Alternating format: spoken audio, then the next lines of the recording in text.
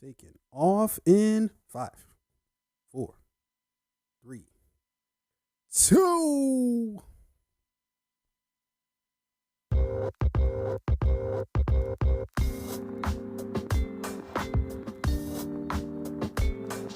Yo, yo, yo, yo, yo, yo, yo, yo, yo. It's your boy. C.O. as you know. It's your boy O-Rain, real name, no games, no gimmicks. Yo, it's the motherfucking Fade Podcast, the one-stop shop for everything TV, media, and film related, along with any other goddamn thing we want to talk about, coming to you live, direct, Proof of Concept Studios. What in the fuck is up? No, we do not want Spock as the first thing we fucking see. What are we doing here? Let's get our act together here. We got our act together. We're back in the building. We're good. What's good, man? Hey, man, listen. Man. Sorry for the week off. Yeah. We skipped last week. We were in the studio. I think you were traveling. How was your trip? The trip was good. So Seattle, right? Seattle. We went out to Seattle. Yeah. You tell people where you've been, never where you're going. You know, I try to explain it to some people who shall go unmentioned. Because they be on Instagram pronouncing just like world. Here we are. We're here right now. If you want to come, the door unlocked. Now we're in the basement. We wouldn't even hear you come in. Yeah. I think I don't know if that's like a black thing or I don't know what it is. That might be a black thing. I'm not gonna lie. Key, like I'm not trying. I mean, that's not a black thing. Come on, like there's plenty of black people out here fucking talking about where they're where they're going. You know, where they might go in like 2 months. You know, the exact flight. You know. Yeah, I just seen what happened, and like not to use this as like a joke reference, but like I just seen what happened to Pop Smoke. Yeah, and like I'm like, yo. You know, I feel like I've always kind of lived by that. It's like I like to post where I've been, not where I am. Yeah. Not that I have enemies, but just in case. You never know. You gotta be careful out in these streets. Dude. So Seattle's cool. Got to do a lot of things out there. It was kind of it was a great trip, but a trip that required a lot of just like kind of constantly being on the go. Mm-hmm. Even if we weren't like necessarily doing a lot of things, it was just all right. You know, we took a red eye to get there, and then the flight got delayed, and it was just one thing after another of not necessarily things going bad, but just like, okay, this is another process in this trip. It wasn't just like you take one flight, get there, chill for like a week, do some shit, flight out. Yeah. It was just like a whole bunch of choppy things in between. Yeah, so. I like those trips sometimes where it's like, you pack a lot in one trip and you're always on the go and it's so fun and blah, blah, blah. Like if you go to New York, it's like you can't go to New York and not, fuck around with it. Like, we're in Brooklyn one day and we're in fucking Hell's Kitchen for lunch. And then we're here and we're there. Right. Yeah. But there are those trips where it's like, I want to go to one place, stay there. Yeah. I don't know if Seattle, because I feel like there's a lot to do in Seattle. But like, if you're going to like, let's say the beach, you know what I mean? Like, I'm always like, I don't mean to be a downer whenever I'm on trips. But is there a lot to do in some of these places? Like, all right, if you're outdoorsy, we go to the tourist things of like, okay, we see fucking the space. I had no, we didn't care. The little like the tall space disc thing. We got into a little bit of a fight because her and the fam wanted to go to the Space Needle. At least initially, we ended up not going overall. But and I was just at that point, I was just like, I have a negative interest in seeing this space. It just doesn't like speak to me, right? Like I suppose if it had been a trip where we're just chilling in the same place for like a extended period of time. If it was across the street. Yeah, then I'd be like, you know what? Let's do it, But I had no, because it's like, oh, cool. Doesn't it rotate? Here. I don't know what the fuck it does. Nor do I really care. I think those type of things don't really like do it for me. Yeah. I'm more about I know you mentioned the beach just before. Like I'm more about shit like that. Something where I can just go and relax. Like something where I just go and I'm like, oh, this is cool. I don't know why as I've gotten older, those experiences have just been like, all right, cool, we did that. Yeah. These days I like resorts that are like all inclusive. Yeah. I just want to. I'm not a beach person. Can't be partially inclusive. It's got to be all. Yeah. It's a little bit inclusive. Like what the fuck? Yeah. So like, dude, like, and I'm not a beach person. I don't want to go sit on the beach. I don't even like sand. Yeah. So I just want a beach. I want to go to an all inclusive resort where I can see the beach from the pool. You know what I mean? I can just look out at it. Dude, Oh man, that looks great out there. So that's actually what happened on the first part of our trip. We actually went to not the beach, but I think it was like a lake or some shit. I forget what it was, but we went out to this Lake place called Seattle, Orcas Island, which is so fucking dope, dude. So I we went out and stayed there. But it was a little bit chilly though. Right? You guys didn't get in the water, I imagine. There was a hot tub though in the spot that we were at. Yeah. So technically we got in the water, not the actual fucking lake water, but we got in the water. Hold on here, I'm getting some messages that we might be having some audio issues. We're disconnected? Per usual. No, we're connected. I just our main man. Hey, shout out to Addy who's on the road right now. He's listening to the show from the road. Yeah. So yeah, Addie's taking a wild ass road trip, which we are all concerned about. I got to check in with them, just to make sure he's all right. I don't love anyone that much to do what our friend Addie is doing. I don't care who asked me to do what he's doing. I wouldn't do it. The answer is no. And I think my friends and family members know me well enough not to ask me to do shit. Like, I'm not the person you ask to do something like this. I'm busy, or I'm just not going to open the text message until like 2 days later and be like, oh, just seeing this. Sorry, I couldn't help you out. Yeah. But anyways, shout out to Addy. He's on the road right now. Hey, man, we love you, man, and let us know how. Yeah, drive safe, Addy. Do not post where you're going. Yeah, post where you've been. That should be the name of the episode. Is don't post where you're going. Yeah. Listen, I want to let you finish your Seattle story. It's running a little long about the trip, but there is like a similar story that kind of, it kind of follows the same flow. We may have to title this show after this. Can I tell this story really quickly? Yeah. So I saw this story recently, and I was just like, "Yo, this is brilliant." So there is this, he's a former Hollywood actor. I think he has like a couple like movie credits or shows that he's been in some shit. This guy by the name of Zachary Joseph Horwitz. I'm going to just read a quick excerpt here. So on Monday, U.S. District Judge Mark Scarzi sentenced Zachary Joseph Horwitz to 20 years in prison after after pleading guilty to taking advantage of more than 250 people and 5 different film investors.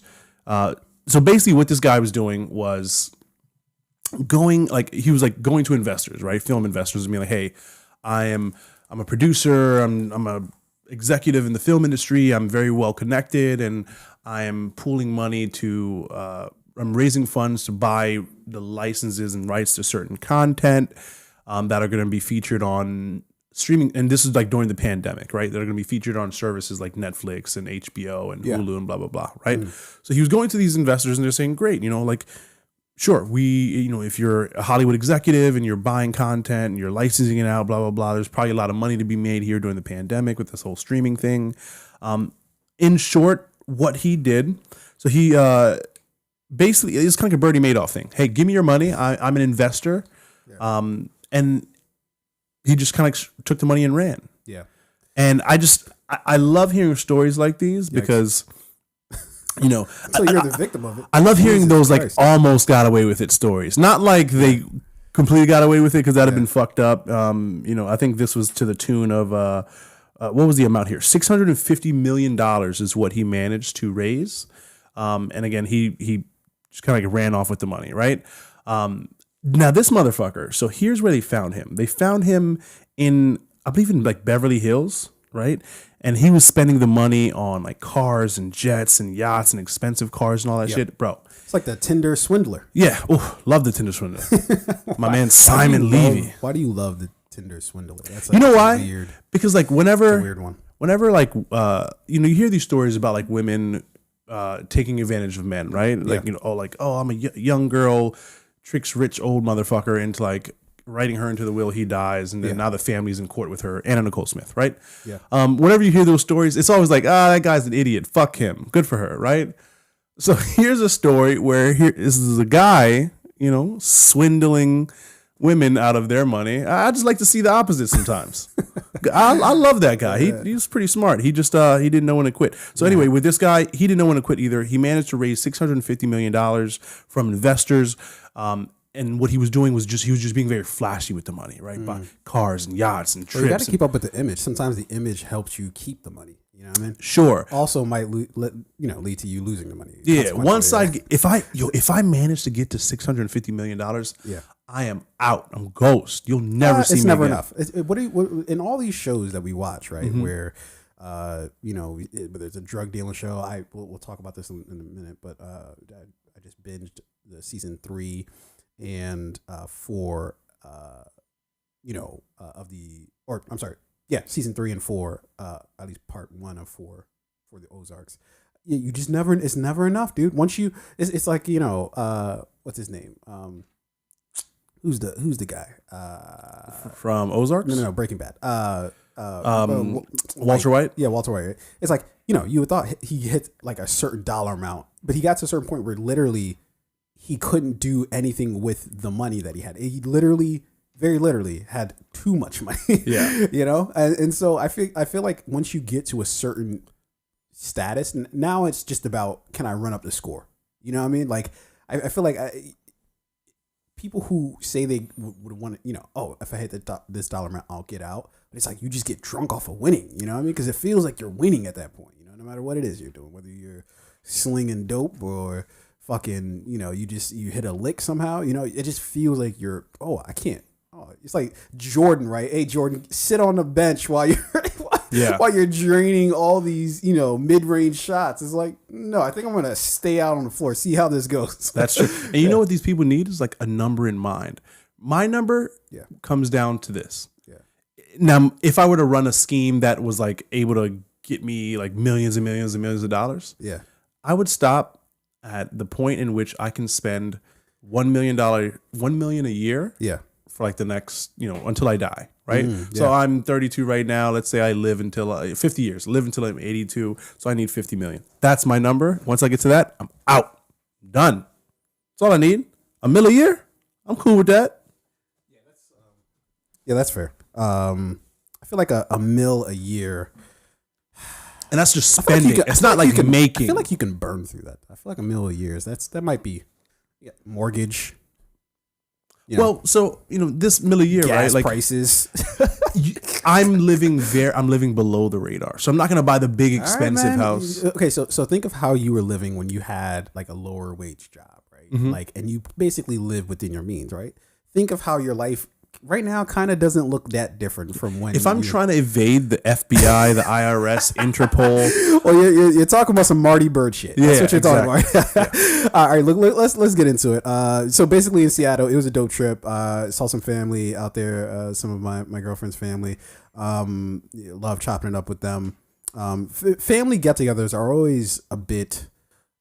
They can be a bit. Iffy, right? Because you never know of combustible elements, right? Like at least that's how I know how it is with my family. It's like I'm sure it's gonna be great. We all love each other. We all, yada yada, right? Yeah. But we all know we have very big personalities. So we know when we get us all in the same room, it depends on how long you keep us in the same room before something eventually, hits a fan. But I think family's family. So whenever you get together with them, it's always a good time. So cool, man. So, glad you liked the trip. For sure.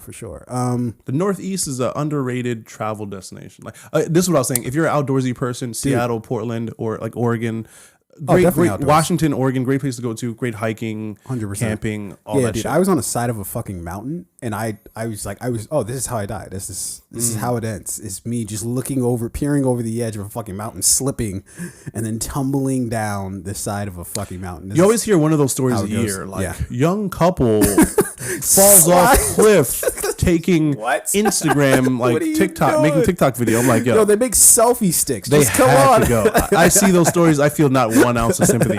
They had. I feel sympathy, dude. I felt sympathy when I was on the side of that fucking mountain, man. I don't put myself in slipping off mountain situations or shark attack situations. So lion attack situations. Like when you go to like Ocean City, you don't hop in. Fucking shark can roll up on you in Ocean City. You ain't gonna catch me slipping, shark. What the fuck? Jaws is like, all right, motherfucker. Nah, bro. Listen, they made a documentary about me. even when I'm in the water, I keep my head on a swivel. I swear. All right, well, you know who else keeps his head on the swivel is Channing Tatum doing all those goddamn dancing moves. So if we're talking about some this week, next week, shit. Channing Tatum comes out with the movie Dog. Comes out this week. You know what? I love my dogs. You know what I mean? Like, I never really thought I would be like a dog person, but I'm kind of still not. You know, I still, you know, my girlfriend always complains that I don't show the dog like enough affection. But I do, like, we left for a whole week, and I was like thinking about him. I was like, yeah, what'd you guys do with the dogs? So we just had somebody who came through. Okay, gotcha. Somebody come over and watch them. Yeah. So yeah, I'm kind of a little bit of a dog person. I'm still not at the stage where I'm like snapping pictures and fucking, you know, this is my kid. Nah, it's not my kid. It's my dog. I detest people. My girlfriend does it. They're my children. I'm a cat mom. There's an actual human being that can be your child. I don't think the animal can be your child. No, so my girlfriend literally says, like, being a cat mom is harder than raising an actual child. You know what? I might second that. You put water in a bowl and some food in a bowl, and cats. No. Dogs? No, I would disagree with this. If it was the argument was cats are easier than dogs. Fuck that. No, you know why cats are easier? Because they're fucking smarter. That's why they're fucking. So you're saying dogs are more difficult? No. I'm saying cats are more difficult because they're fucking plotting your demise. They are at night when you go to sleep. They break out the fucking charts and shit of how they're going to fucking systematically kill you. You know, just one day at a time. Yeah. Whereas dogs are just rolling around being dopey. That's what they fucking do. But like cat, you just roll the ball. You know what I mean? And like that plot they were putting together, they just forget about it and they chase the ball. Like, they're stupid. Fair enough. Either way, he's coming out with the movie Dog. We watched the trailer for it. I thought it was kind of cool. It was kind of, you know, I don't think I'm gonna go to the theaters to check this out, but I'll eventually check it out once it makes it to VOD. Uncharted comes out this week. With don't care about Tom either of these Holland. movies. I haven't heard kind things about Uncharted. It's supposed to be off of the video game, of course, with I think Nathan Drake. Yeah, I think is the guy from Uncharted. In this movie, I think he plays Nathan Drake's brother. No. Does he play Nathan Drake? He plays Nathan Drake, and I think his brother is Mark Wahlberg. I don't know what the fuck it is. Sully? I don't know anything about the game. I never played it, so I can't really tell you for sure here. But anyways, that comes out this week. The King's Man comes out. Although I think it already came out, so I don't know if maybe I just got my timing's wrong there. But yeah, I also have distinctly no interest in seeing The King's Man, with the exception of. I still don't understand what the big deal is about the Kingsman. I never thought the original was really that good. And actually, great action movie. I wouldn't say great. I'd say decent. I don't know, man. Like I think the Kingsman. I'm going to tell you what ruined it for me. Action. What ruined the original Kingsman for me was the movie's all great, and then we get to the end where there's just like this random like sex scene just randomly thrown in, and it didn't. And sex scenes in a movie don't bother me, but it's when I know you threw it in simply for the sake of saying that you had a sex scene in a movie. That's where I'm like, well, why did you need it? Like, it wasn't like we get to the end of the film and we're like, you know what, that movie really needed some sex. It's like, no, it's a fucking action movie. Blow some shit up. You know, that's all I really want to fucking see. I don't know, man. Like, I think this is a male testosterone type of movie, right? Just action and dudes in like nice suits fucking people up, driving fancy old British cars. It's like Bond, but just like way cheesier, right?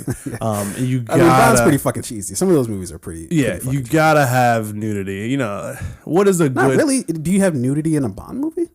No. What? Bond movies are PG-13. They're not R-rated. I don't know. Bond be clapping cheeks in those movies. Bond hit like at least 4 jumps each movie. Very suggestively, not like actually. Sure, yeah. You never actually see Bond clapping cheeks. You just know he did it. Like, it'll be like they're like kissing in bed, and it'll cut to the next scene, and he's just like stealing important intel from her phone while she sleeps. Hit her with the Julian Edelman, like taking the picture.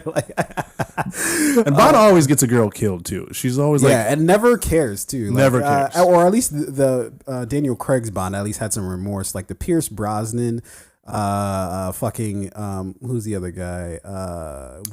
Sean Connery. Yeah. The fucking Roger Moore. They didn't give a fuck. They're like, I mean, they're like the Ivan Drago of fucking Bond. Remember right? Quantum If of she Solace, dies, she where dies. Bond hooked up with that girl, and then like they found her like dead on the beach the next with like morning. oil and shit. Yeah, and Bond was just like, Damn. yo, like,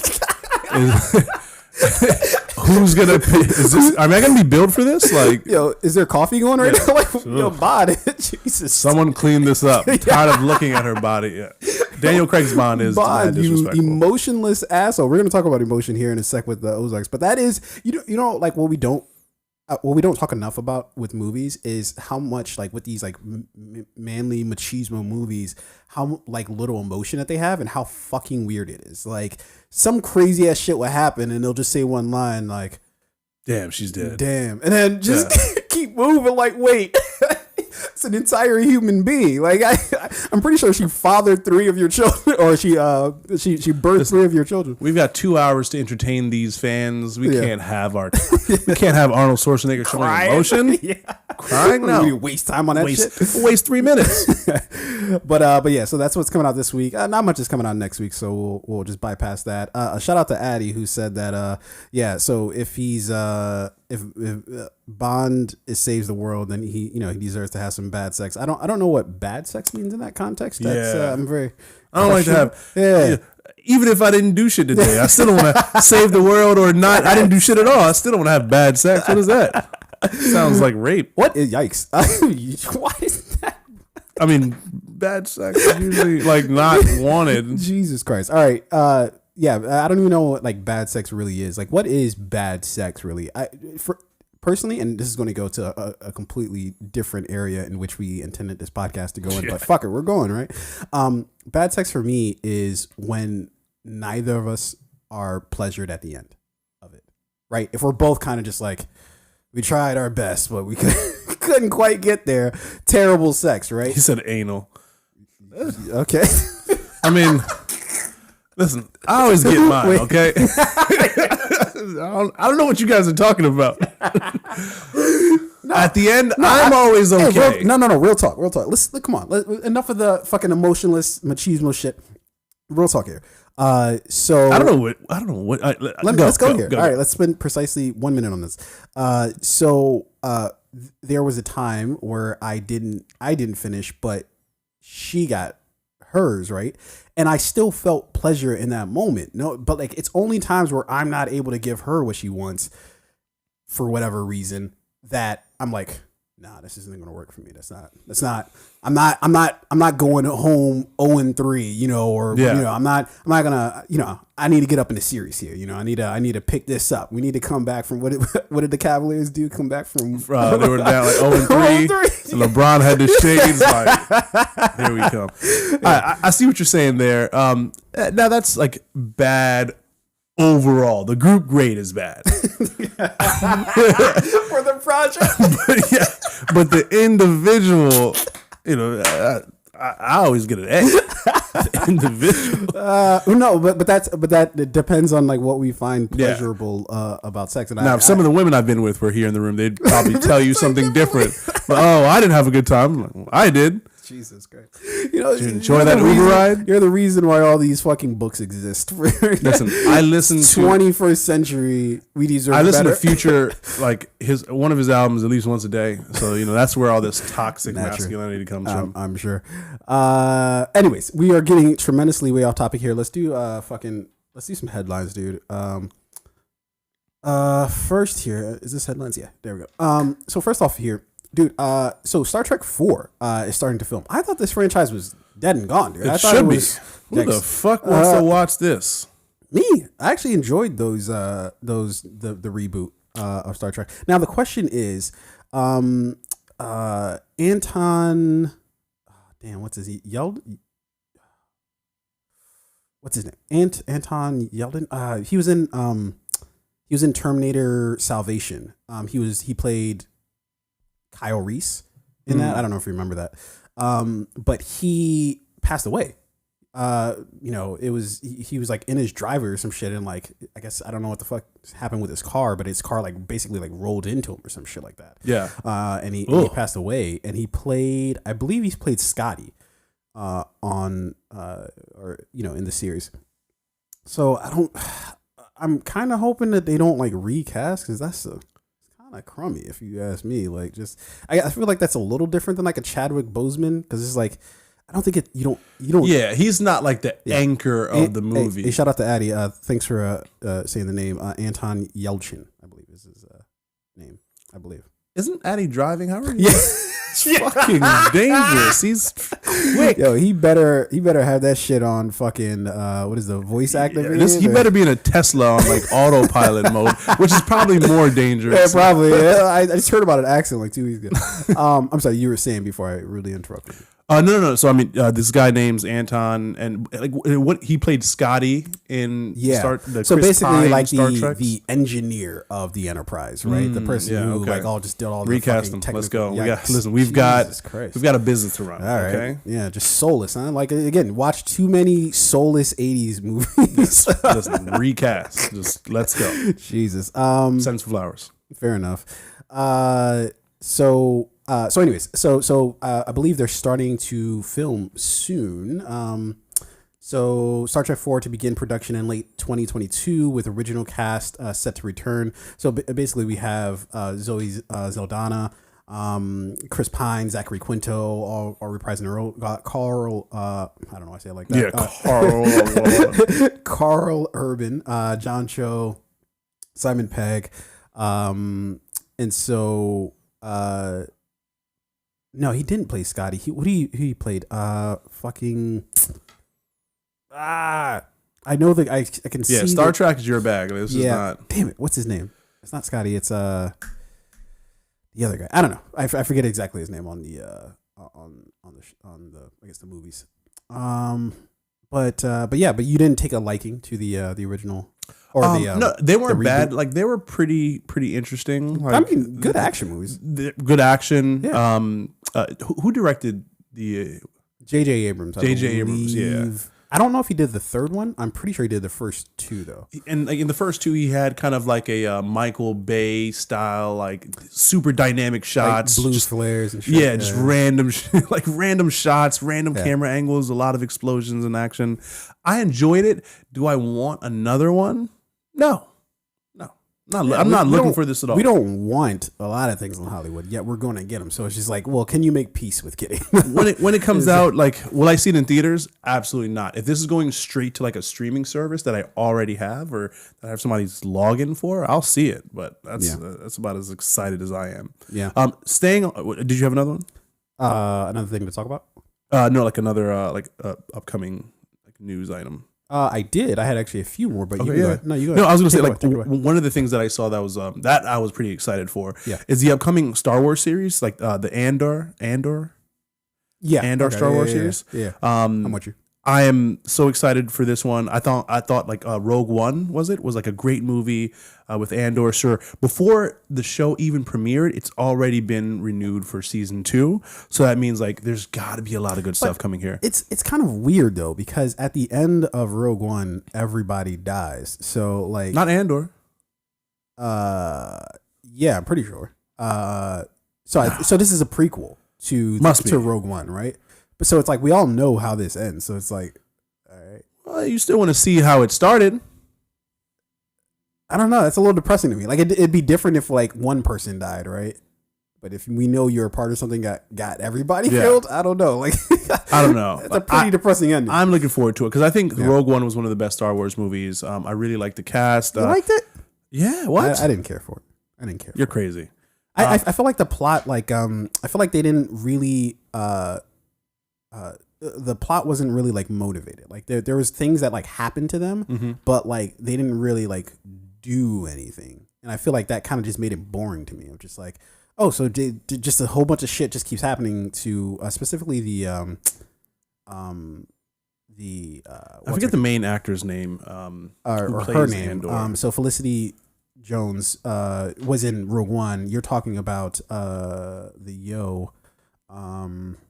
I think Diego Luna is his name. Yes, who was also in Narcos. Cassian Andor, who's a rebel spy. Yes. So yeah. Anyways, I didn't really enjoy Rogue One too much, simply because I think that, especially specifically for the character of Jin Urso, or however you pronounce her name. I didn't feel like you didn't care for it too much. Like, not even that I didn't care for the character so much as how they sort of everything that happens, it happens to her, not with her actually taking action. Because I feel like that's what we're looking for in movies, is when a character takes action, even up until the end where they all die. It's just like, okay, so you didn't save the day, you just gotcha. Yeah, I get that. died. Yeah, things keep happening to this person, and like at no point in time do they ever say, "Yeah, you know what? I'm gonna change this." That's why we all still thing. love the Matrix, right? That's why the Matrix still speaks to us, is because he becomes the one. You know, he starts being passive and starts being, I guess, active. I get that. Yeah. I got you on that. So another big headline that I saw, another show that I've been watching, Peacemaker, was renewed for season 2. James Gunn is the last episode out already? I believe so. Yeah, I think the most recent one that I watched was the last one for the series. But so James Gunn will obviously be returning to write and direct all episodes. Peacemaker was definitely much different than a lot of the other like superhero TV series that we've gotten. Different than anything that Marvel's putting out. Definitely way different. Yeah. Really enjoyed it. I think cast like everyone just fit and worked out so perfectly. Great, fun to watch. I think these episodes were like 30. I don't think they were hour-long episodes. I think in this show they were shorter episodes. For Peacemaker. They're like 30. Are they like 30-minute episodes or something like that? No, it's like 45 minutes, I think. Okay. Well, it like at no point in time did it ever feel like, all right, this thing is running on. It's dragging. It was just really fun all the way through. I think who's the guy in this one again? John Cena. He did a phenomenal job in this, so I'm really looking forward to that. So those are the two big headlines that I saw this week. Yeah. So obviously we have to talk about the Super Bowl. Congratulations to the LA Rams. Another day in the office. Oh, okay. Yeah. Monday. That's what we do. Shout out to the LA Rams for coming home with the Lombardi Trophy. For all of our viewers. Yeah. This is real. This is real. What poor kid did you steal that from? Who did you jack for that? Yeah. Look, credit card online. I'm a scammer. Interesting Super Bowl. I feel like for a good portion of it, for like 3.5 quarters, I was like, oh, it's a pretty competitive game. We're not sure exactly where this is going to bend. At the end, you kind of just knew the Rams are probably going to like get a score. And then, I can't see the Bengals driving down the field with Aaron Donald like, yo, the Super Bowl's on the line. Nah, he's going to hunt, right? Yeah. But I will say, this is a Super Bowl where one play actually did literally change the entire game. It was a pass interference call. I think it was on third down. I want to say it was. It was either on third or fourth. Yeah, no, I think it was third down. You're talking about the pass to Cooper Kupp. They called a pass interference on the linebacker. And then we watch it back, and it was just like, yo, in what universe is this pass interference? Yeah. Right? And there were calls both ways in the game that they just let slide basically the whole game. Yeah. And then all of a sudden, in that last like 6 minutes, it was just like, fuck it. Yeah, that was a crucial moment. I will give Bengals fans that was a crucial moment. I heard back the official rulings. I was listening to it wasn't a podcast, but it was like the NFL referee director of referees or whatever the fuck. He works from home. Clearly, they're not all doing their jobs. But they explained why that call was made. It was like the appearance of a grab and a turn and a twist and that interfered with the receiver's motion to motion to extend and reach for the catch. The problem is there was I think another pass interference called a couple plays later. Yeah. And I think that one was like, oh yeah, clearly he fucking pass interfered. This one, literally all that happened was that his hands were in a general vicinity of Cooper Kupp. And then Cooper Kupp turns to try to catch the ball. It's like, well, as a defender, what else are you supposed to do? Like, how else can you defend that pass? There was very literally no other way you could approach that other than just to be there. I gotta give it to him. That was definitely a questionable call, and I've heard Bengals fans complain about that call. Now, granted, that call was at the to me that was critical moment. To me, that was everything because they were far enough away where they couldn't run the ball, and so it needed to be Stafford, and he looked like he was struggling because they went 4 different plays where it's just I can't find anything, you know. And then for some reason they singled Kupp up, and it was kind of a wrap after that. But I feel like that was significant because not only did it give them a fresh set of downs, but it also brought them closer, meaning that they have the option to like run the ball now, And I think once you do that, it's just like you don't, as a defender, you don't really know, especially the cornerbacks, you don't know what the fuck's coming. Yeah. Like you don't know if they're going to try to block you or if they're going to do a pass and they can go inside, outside. Yeah, especially Eli Apple. He didn't know what was going on all fucking game. Nah, but you know what? People are slamming Eli Apple. I don't think we need to. Like you're facing literally the best. Even if receiver. you do the Madden SWAT, you know what I mean? He could have did the Madden no look SWAT, and that would have been better than like he didn't even. The 2 touchdown passes Cooper Kupp caught, Eli Apple didn't even have his hands up for either one of those catches. Yeah. And it's like, come on, dude. Extend one arm, try and get your arm in between the ball and the receiver, or even if the receiver catches it, try and get an arm up there to like jack it loose, something. You can't have your fucking hands in between your legs during a football game. Just running like this. Yeah. So anyway, great game though. Great game. Yeah. It was a nail biter up until the last minute. I think Aaron Donald did what Aaron Donald does, what we expected him to do. I watched some of the sideline footage before any how he got those we stopped them 3rd and 1, 4th and 1, and he made those 2 plays were Aaron Donald. Like I watched Sean McVay on the sideline, and Sean McVay literally said walked up to Aaron Donald, who's like, "This is the moment. Like this is the moment we've practiced for. This moment we trained for. You're gonna make this play," and then. As they're on field about the snap, for him to say it's fucking Aaron Donald. Sure. I just think it was so poetic. Before the Bengals even snapped the ball, you just hear Sean McVay go, "Aaron Donald's going to make the play of the game," and then sack, game over. Yeah, that's it. It was beautiful. Look, congratulations, man. The job well done, well deserved.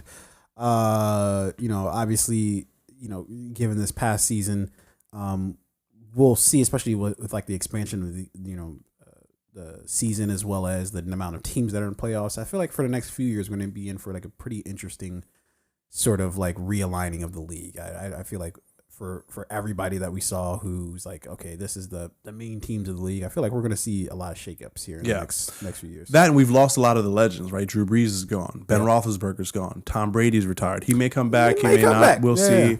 Aaron Rodgers may or may not be a Green Bay Packer next season, right? There's going to be a lot of changes. I feel like a lot of head coach changes have already happened.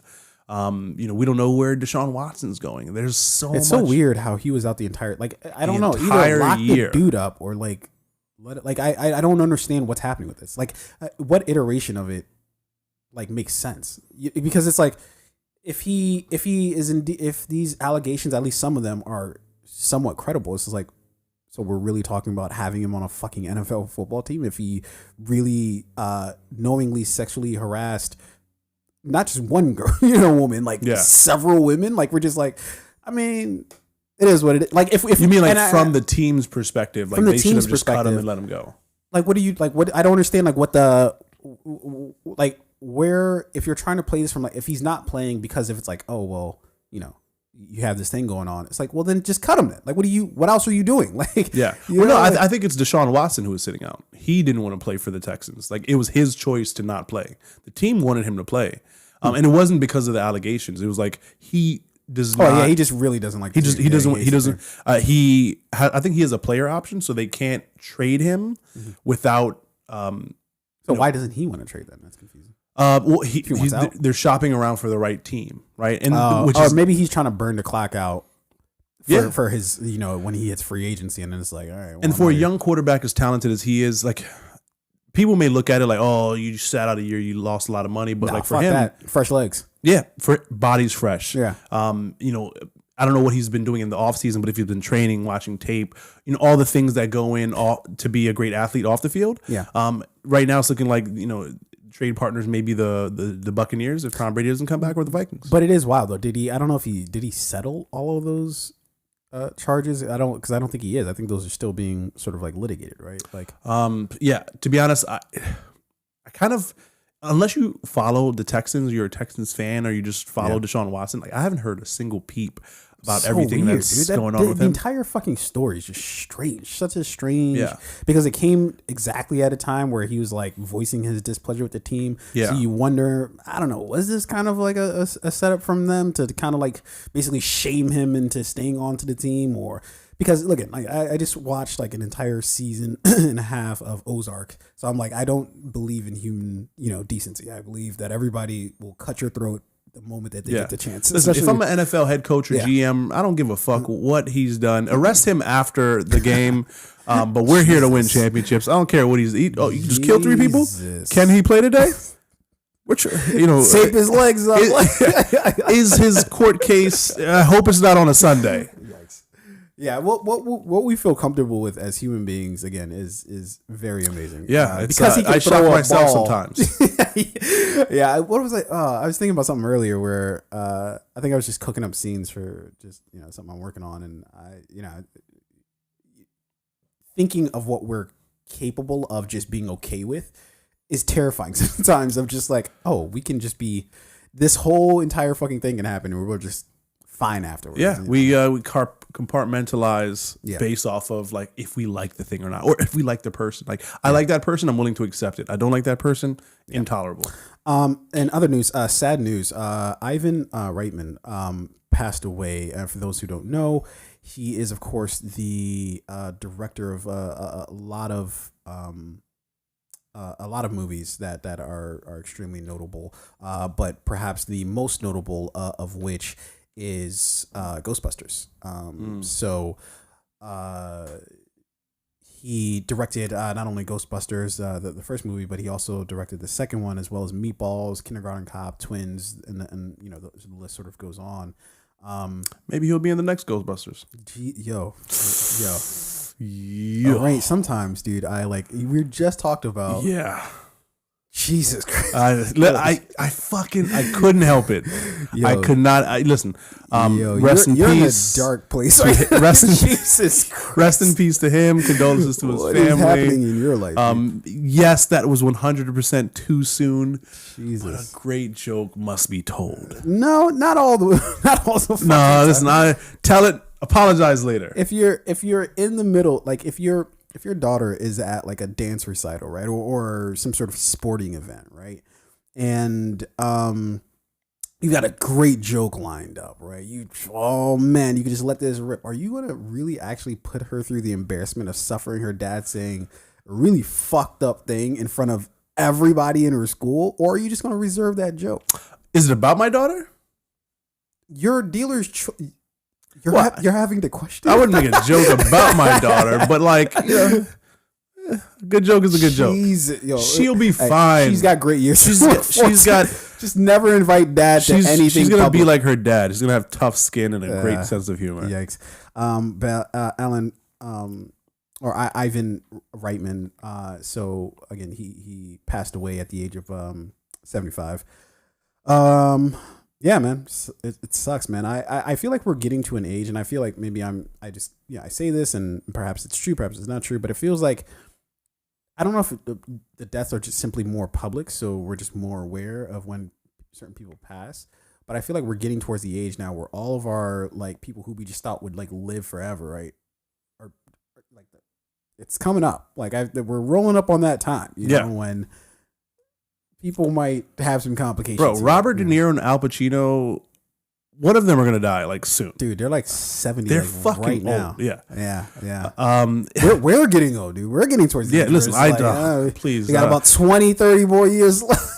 Yeah. Lord willing. I just hope I don't die on a day where I had something to do the next day. Something important. You hope that nobody makes a joke about Ghostbusters. It better be a good joke. Jesus Christ. All right, we're getting out of here. This is Listen, I won't be mad if it's a good joke. At my cremation. You won't be anything because I don't want to be buried. You'll be cremate me, just burn my body. Fair enough. So Godfather turns 50 this I don't want to say this week, right? Do I want to say this week? I think I might want to say this week.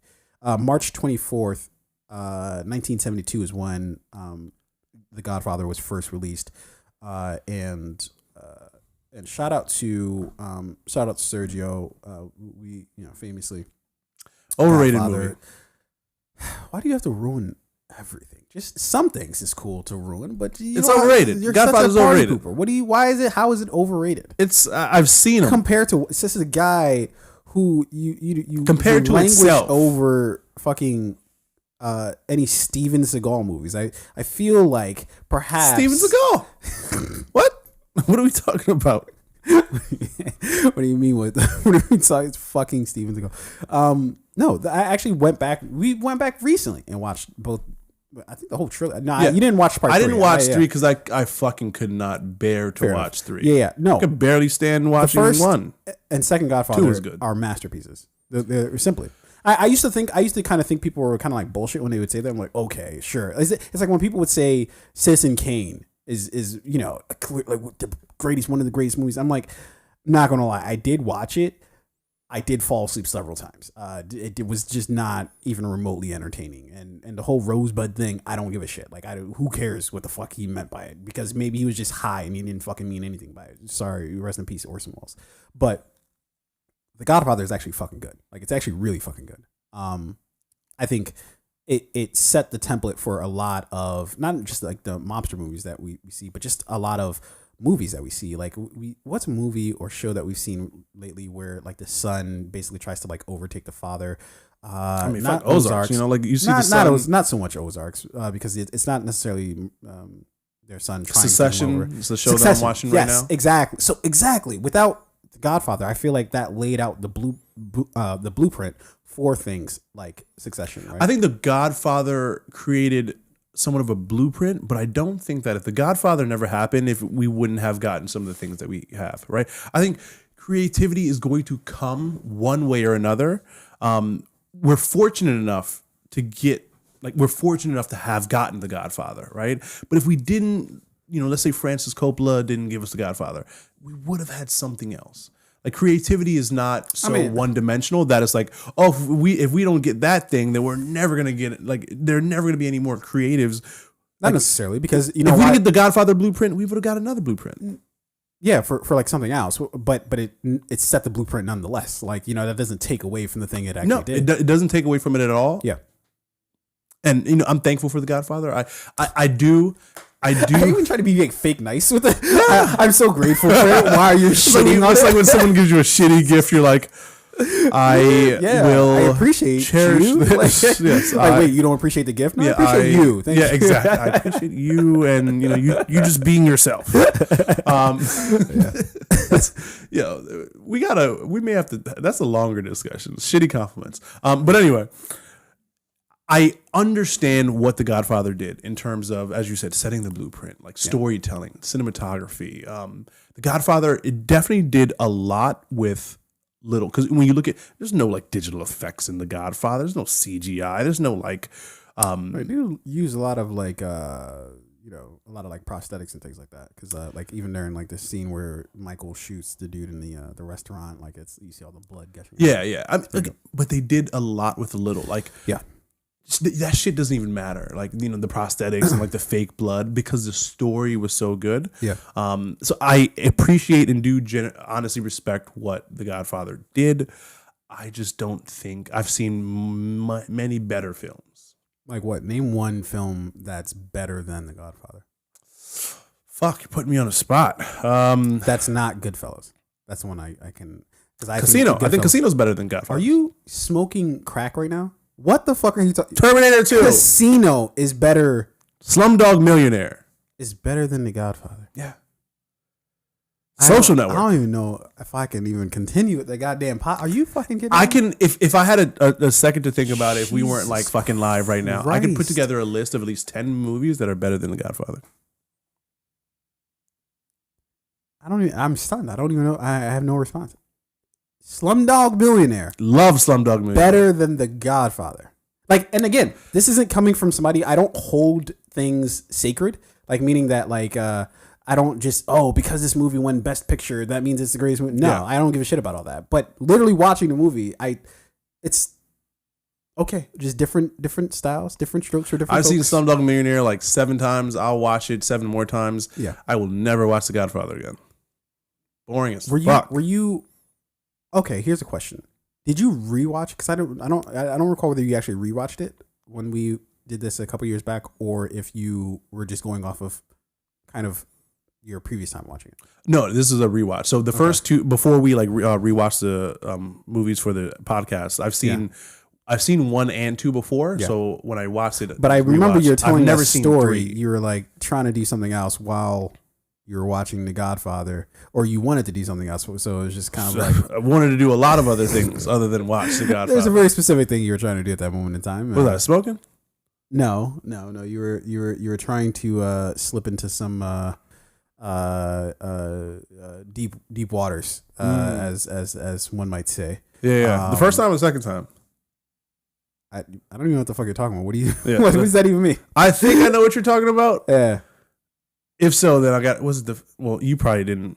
I wasn't there with you. Yeah. Yeah, true. In the room. Well, maybe I told you the story. I don't know. Yeah. The first. Oh, yes. Okay, I know what you're talking about. The first time I watched The Godfather. Yes. Yeah. Slightly distracted. Yeah. I was trying to go swimming. This podcast is going to get shut down at some point in time. One would have to think. Yeah. Anyways. Yeah. I don't know. You're talking nonsense. The Godfather, clearly one of the best movies ever. It is turning 50 this particular, or I guess next month. It'll turn 50. But I thought we'd bring it up. On our next episode, I will put together a short list of movies I think are better than The Godfather. Yeah, please don't. It's probably gonna be trash. Nope, gonna be great. So in other news, Lord of the Rings is coming out with an anime. Weird. This is Lord of the Rings: The War of the Rohirrim. Is that where the elves were? I don't fucking know, dude. I don't know anything elves about of the Lord Doors. One of them. Dude, I tried to rewatch. Talk about something that I just couldn't do. I tried to rewatch Lord of the Rings. It's not that I don't find it pleasurable. It's so long. Yeah, it's so long, dude. And like the pacing's all weird because you have these like really great action moments, but then some of like the dialogue is just like, all right, like come on, like just get to let's get. Who was not? It wasn't Frodo. It was Sam. Samwise the Brave. Yeah. Yo, the amount of crying he did throughout this movie he only cried like once. No. Then when he was hungry. Who doesn't cry when they're hungry? Yeah, he cried like 50 times throughout this movie. Toxic masculinity. Let's make it okay. It wasn't even that. Great actor. Yeah. It was at a certain point, it's like, dude, fuck it, stop crying. Just like deliver the ring. You know what I mean? Like I wish if they had like Amazon Prime in this movie, they would have got that ring there the next day. Yeah, fair enough. It's too long. Too fucking long. And like you're right, like the pacing for this movie was off. Like as much as I love Lord of the Rings, again, I appreciate Lord of the Rings. Thankful for it. I just can't dedicate the time. That's fair. 12 hours. Yeah, it for the first two movies. I tried, dude. Because I've been going back. I went through the Star Trek movies. I actually never watched the Star Trek movies, like the original motion picture back from. Like, where do you find all the time to watch 400 episodes of?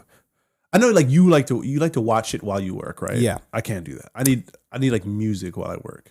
Yeah, it depends on what I'm working on, right? Mm-hmm. Like if I'm working on something that's kind of like a more just robotic task where I know exactly what I'm doing, you just but push buttons and my shit. brain's like on autopilot, then I can absolutely sort of watch something as I'm. But usually not something that I would like want to pay attention to. Like so, take for today for instance, right? I was prepping for the show, and I had Ozarks on. So as I was prepping for the show, like I was paying attention enough to the show to like know what the fuck's going on. But if you try to quiz me on exactly what the fuck happened on each episode, my memory might be a little shaky. Yeah. So it's not. I work I work from home, you know. Mm-hmm. And so yeah, that's just usually if I'm not doing anything live or I'm not actively like talking to somebody, then yeah, I usually can get away. When you work from home, how many hours would you say that you actually work? Too many. Like probably more than I would if I had just like a regular like 9 to 5. Of like I'm fucking working. I'm like doing work. Yeah. Good for you. Well, so I would say you ever take like a 2-hour nap in the middle of the day? No. Woo!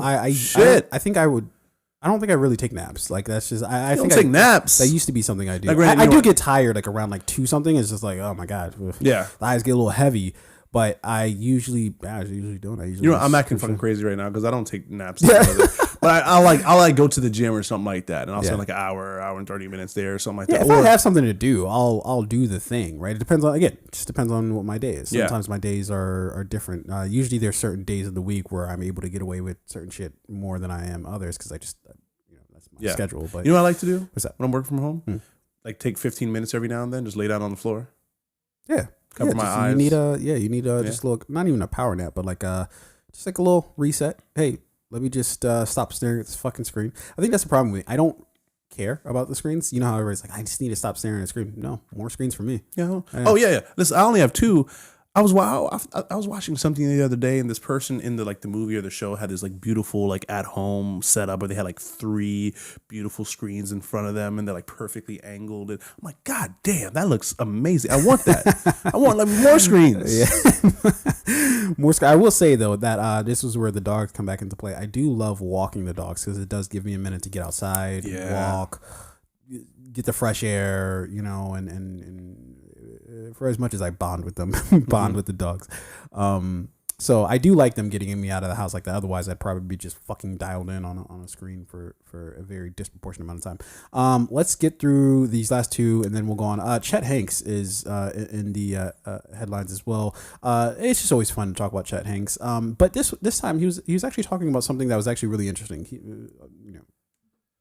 I think I know what you're talking about. Yeah. So he basically came up with this video that basically he was talking about how fame can kind of fuck you up, especially when you're the kid of a famous person, right? That you get all sort of like the publicity sort of, but like you didn't earn it. Like he didn't earn any of the publicity he has. He has it because he's Tom Hanks's very tattooed son. And so in it, he was talking about how like that kind of like fucked him up when he's younger, and it's the same song and dance that we hear from a lot of people that, hey, you don't know my life, right? Now I actually do have sympathy with him for this reason, that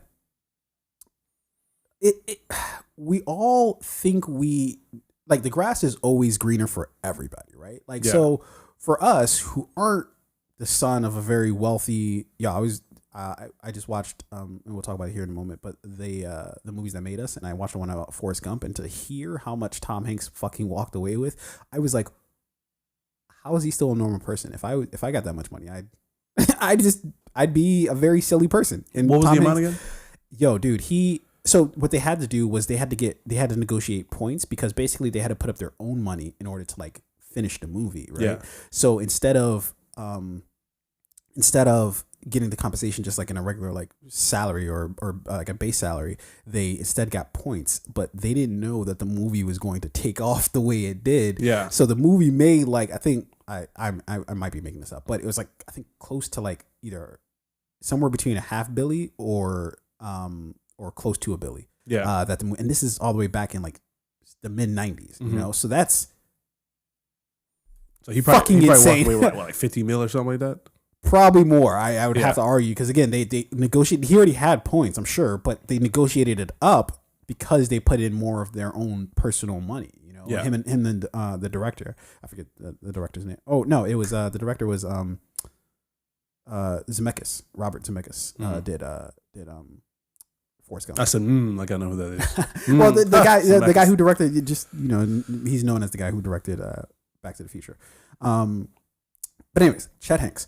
But I sympathize with him because it's like everybody doesn't know everybody else's life. I talk about this when I talk about like it's the easiest thing in the world to like fucking shit on, white dudes, right? Like it's like a layup, right? It's like whiny ass fucking white dudes, like a layup, right? It's like, who's gonna argue? Even white guys are like, yeah, we're kind of the worst. I'll be honest with you, we're not great. We're not great.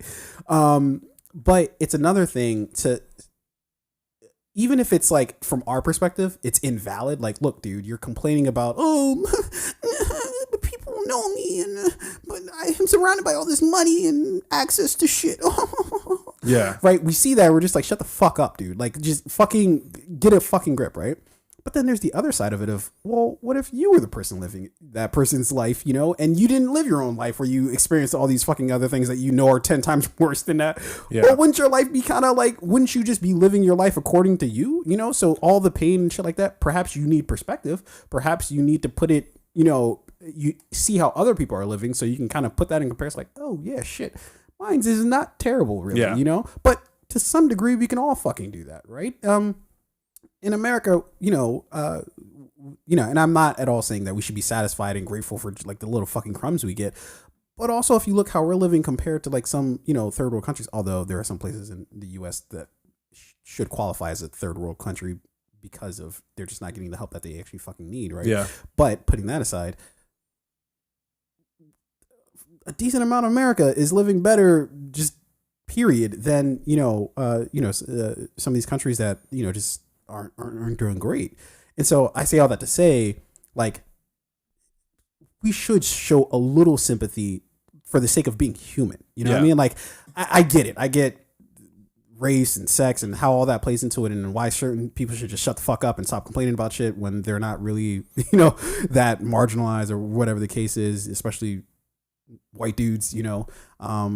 But also, I don't know, I feel like if we show a little empathy, like, that can leave the window for some of that empathy back for us. Because when you don't show somebody any empathy, it's like, well, how can you really think that they're going to like find a way to you of, like, I feel for your scenario. Right? When I'm like, I don't give a shit about you or anything you go through ever. Like, I need you to shut the fuck up about any complaint you might have in life. Shut the fuck up about it, right? You're not going to be like, yeah, you know what? I feel now like I'm able to like really hone in on you and understand how you're living. It's like, no, I don't want to give a fuck about you because you apparently don't give a fuck about me. Anyways. Yeah. There are people like the Kardashians who you kind of have no sympathy for whenever you see them or hear them, because it's like, yo, like you know, sex tape catapulted your family into like superstardom, and like anything you do, like you don't really feel bad for Kylie Jenner with whatever happens to her, because it's like, oh, your sister's Kim Kardashian. Like, you didn't really have to work for anything. Like, you just put your name on it.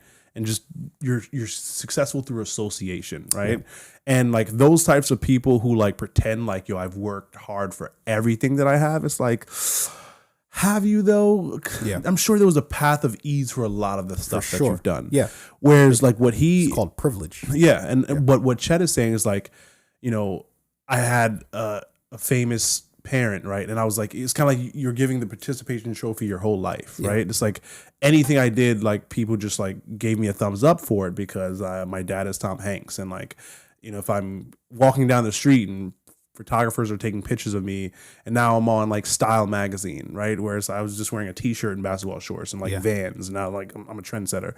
And like I imagine, and like his life is, he was born into this family. He didn't necessarily choose it, right? So I imagine for someone, if you're born into a family and it's like you're born into like stardom and fame and money, the expectation to like be as great as your parents is probably, I'm not going to say it's, for you it might be more, like that may seem like a heavier load to carry than if you're born to like a regular family and there aren't those higher expectations, right? Like, you know, if your father's Tom Hanks, it's like, well, why aren't you an amazing actor too? And it's like, well, you know, he's got that natural talent, and I may not have that natural talent, but like people still put that pressure on your shoulders. But if your father was like, you know, a dentist and your mom was a teacher, it's like people aren't going to be like, yo, why aren't you like? Actually, people frequently are like that. I'm like, maybe a dentist was like a bad one. But if your father is like a fucking like, you know, a car salesman and your mom's a teacher, people aren't going to be like, yo, you didn't sell 13 cars this month? Like, or just you're just not going to be famous, right? Like, or at least, you know, one would think you're not set up for fame, right? That and you're not going to be like, you're not going to be held to your father's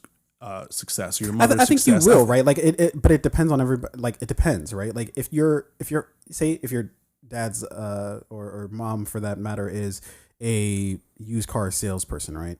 And they're just really charismatic, then yeah, everybody's comparing you to your parent, right? Like, so your dad, yeah, we all love him, you know. Your dad's great, like, yeah. But again, like you don't have to be this great car salesman that your dad or your mom was, right? No one's like holding There's less you pressure. to that. Yeah, that's thing. what that, I think that's what a you're lot talking less. about. Yeah, I mean, a lot less pressure. World less pressure For sure. So for him, he's like, yo, like, you know, growing up in this family and this thing, like, there's, you know, I can sympathize with his experience without once I like remove my own emotions from it. Once you remove the like, oh, like you're rich. If you stop looking at your own life of saying, well, fuck you, you piece of shit. Like, you didn't have to really like, and he was talking about how he had to work for everything. It's like, well, it's different, right? Like, he was talking about how like his dad like they would always like make him work for things. So if he wanted money to go X, Y, or Z, like to wherever, right? Like that, his dad would be like, well, you got to go do something for this. Like, you got to wash my car. You got to go do this. Yada, which is cool. That's good. That's a great thing to instill in a child. But also, it's different when your dad's fucking Tom Hanks and you know you never have to really fucking want for like anything. Like if you needed some like even just thinking about the clothes you had for school, the fucking the tools you had in order when you were in school, like the fucking the house, the bed you fucking sleep in, everything, you know, is like set up for you. You weren't fucking sleeping in a dungeon, you know. Like you had the laptop for school, for sure. You had the tutors before they even were available to the public. You had it already in 1994. He had the fucking MacBook Pro. Yeah, I'm sure he did. That knew 15-inch Steve screen. Jobs. I'm sure Tom Hanks met Steve Jobs at one point. Got him the Mac Air. Yeah. So I do still sympathize with him, Yeah. but at the same time, and I appreciate his story. Like, you know, you have to share your experience, no matter what your experience is, and you know, people should sympathize. It is easier though to cry in a Maybach. You know what I mean? Like it's the leather. Well, I guess soft. the question is, should you be crying in a Maybach? Because you're in a Maybach. Well, so maybe you're a tears. human being, and the vehicle you're in doesn't dictate your emotions. But like, I'm sure in the Maybach they have like non-allergenic, organic, Kleenex tissues to wipe your tears. Yeah. If not, you just return the car. But I think and you're not driving it too, for sure. Yeah. It's either driving itself or you definitely have a driver. One of the two. One of those two things are happening.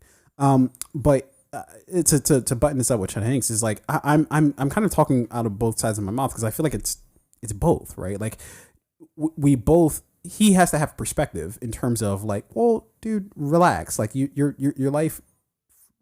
In ways he can't even conceive, right? Just societally speaking, he's set up. He's I guarantee you he doesn't have student loan debt. He has no credit card. What is student loan debt? What is that? I didn't even have to graduate. He didn't learn the word loan until like people were like, "Wait, you take loans out to buy houses?" Yeah, that sounds rough. Sounds like a hard existence. My father wrote a check. Your father didn't write a check for your home? You don't have a pool? How many zeros are in the account? You only have 2 bedrooms? Ew. I'd be scared if I were you. Yeah. So clearly there has to be some and it sounds like he has at least somewhat self-awareness, right? But also enough, like I listened to enough of the video to know, he's still got a little self-awareness to go. Yeah. Not a little, lot probably. But also I think the main thing that I take away from it is like, look, I'm not saying anybody should be fucking crying tears for fucking Chet Hank, right? Like he's fucking fine. Like no matter what he says about life being tough and all this other shit, I feel like he's going to be fine in life, right? Definitely. But I feel like instead of immediately dismissing him or people like him, perhaps show at least a little bit of empathy, you know, and because it's so easy to throw stones at other people, which is a part of the things that he was saying is that, like, you know, he felt like because he was Tom Hanks' son, people did try to use him and abuse him, you know, from that end of the spectrum because he is the son of a famous person. So it's like I can kind of sympathize with how hard it must be to like make friends, to do things, especially as an adult, different when you're a kid and you're growing up, everybody's in school and you're kind of not even aware of like, is my dad famous? I don't fucking know. And you got to be aware that at such a young age too, because it starts young. I imagine when he was that's what he's talking about. 10 years old. During his 20s, he was just like, yo, I didn't know what the fuck I was doing. I was just spazzing the fuck out, you know, doing whatever. Probably saying yes to stuff he should have said no to because people are trying to get close to his family and his father. Like, oh, come do this thing because I want to get close to you, but I'm really just using you to get close to your father. Yeah. And at like 16, you probably don't know that. Yeah. So anyways, I'm sure people will like listen to that back sometimes and be like, no, what the fuck are you talking about? You know, do me a favor, pull that video back up if you can. You know, I've seen this video before. I've seen a clip of it, and again, I sympathize with what he's saying. But look at that view. Yeah. Again, like I was really listening to it, and I felt empathetic, and I'm like, that is a beautiful view of LA. Yeah, it's like hard to really be like, dude, relax, go out on the balcony, and then you'll immediately be like, or at least you should immediately be like, let me shut the fuck up, because I'm in a $1.2 million penthouse but apartment. Again, it's hard to have perspective in that case. When you're always used to that view, you don't even notice that view, right? Yeah. Like when that's been your view since you came out the vaginal canal, you don't really notice the view. You know what I mean? Like he's not going to be like, I really have to compare this to that time when my family faced foreclosure on our home, and we all had to live out of a motel for a few months. No, he's like, that's all he knows. I wish I was doing this interview. I'd be like, hey, Chet. It's not even an interview. He's just sitting down. Yeah. Oh, man. And but the hilarious part is like it's like all sell like his like Chet Fit or some shit like that. Yeah, or Hank Fit. Something stupid. So I was just like, come on. There's a promotion here. Like, on. my life is, so difficult. Sign up for my. I hate the whole thing use of promo code Chet. I hate when people try to be fake sincere or fake we're having like a heart to heart. Like, hey guys, but you're also trying to sell me a product. Like, subscribe below and use Hank's 10 get the fuck out of my 15% off. But whatever. All proceeds go to me. Yeah, I can't knock the hustle, I suppose. Yeah, but no, I mean like that again. If that is LA back there, look at how fucking beautiful that view is. Yeah, shit looks gorgeous, dude. Appreciate what you got. Very sexy view there. Not talking about Chad. You didn't even notice the view, did you? Huh? No, all I saw was I was just like, he's giving me mad skinhead vibes right here. This is what was. See, I'm nosy. I like to look in the background. I'm like, yo, that furniture back there, like it looks like just regular like balcony furniture, but that's just probably like $6,000 easily. Or he's at an Airbnb and just like maybe his $6,000 a night really Airbnb. Did. Look at that view. That's not cheap. Maybe his parents did cut him off. And, maybe he's just trying to only $5,000 a month. Chat, we're joking. Chat, we're fucking joking. Okay, relax. They're jokes. But yeah. Anyways, so that was Chat. Anyways, I did want to talk about something. So I binged the third and fourth season or part 1 of the fourth season of Ozarks. I didn't know how much I missed Marty Byrde and the gang until I watched it. I fucking love that show, dude. Yeah. It's just incredible. That's all I can really fucking say. It's just a great show. Marty Byrde. Wait, I'm going to say 2 things here that might be slightly controversial, right? But the first one, not so controversial. The second thing is very controversial. Marty Byrde is probably worse for us than Sylvester Stallone, Arnold Schwarzenegger, Steven Seagal. What do we talk about at the beginning of the show, right? These machismo dudes who just fucking crazy shit happens and they just show no emotion at all, right? Marty Byrde is them times fucking infinity. He feels nothing. He feels absolutely nothing ever. And I don't know what case that they're trying to. I feel like I'm pretty sure it was the third season where we get a little bit of more backstory about him as a kid, and we see him and his dad dying, and kind of he picked up this video game and he just got really good at the video game because he had quarters to put into the video game, and he kind of got obsessed with winning. Was sort of like the lesson there. But this dude is one unemotional son of a bitch, and so it's terrifying to kind of watch him because it's like. I feel like there's a world where I could be like, oh man, I'm going to be like Marty Byrde and just kind of just whatever happening, I'm cool as a fucking cucumber, right? No, I don't. I think I want to be alive inside. What is the term for it? Like he's a sociopath. Sociopath. Right? That's what my girlfriend says about me. I don't think it's true. I don't know. Let's hear her out. Let's hear what she's got to say. Let's bring her in. Let's have her start her own podcast and let's just see what she's got to say here. No, but I think I think Sue, right? Sue's his wife, right? Am I getting that right? No. Wendy Byrde. Wendy Byrde. Fuck. I don't know. I kept saying Sue. Sue Bird is like she played WNBA, right? Sue Bird. That's a thing. Whatever. No. Google it. I'm sure you'll find something. Wendy. She is also she's actually more of a, I guess, a terrifying sociopath, but it's like there's still like emotion there, right? Yeah, like there's still Wendy definitely there's still something feels, there. But I feel like what Wendy can do a little bit better than Marty is like I'm still use her showing emotion. Chat. Fuck. Yeah. Get out of here, chat. I want to see the Ozarks. Wendy can use her emotion like very tactically, right? Like she like no, I see that the opposite. I think she's terrible at using, because she'll do irrational things. Like, so for instance, but like she can manipulate though. No, Like, no, she's very good at what she does. It's just very smart. 100%. I remember, and I'm sorry, I know you were gonna say something. I remember the scene when I realized that like, all right, Wendy is, she's not what most people probably think she is. When she was in the car with her brother. I remember after her brother fucked up and went to Helen and her kid, blah blah blah, right? And Wendy was like, "Oh, Helen, like she's so smart. She's smarter than me." And then her brother was like, "You don't actually think she's smarter than you?" Like, she was like, "No."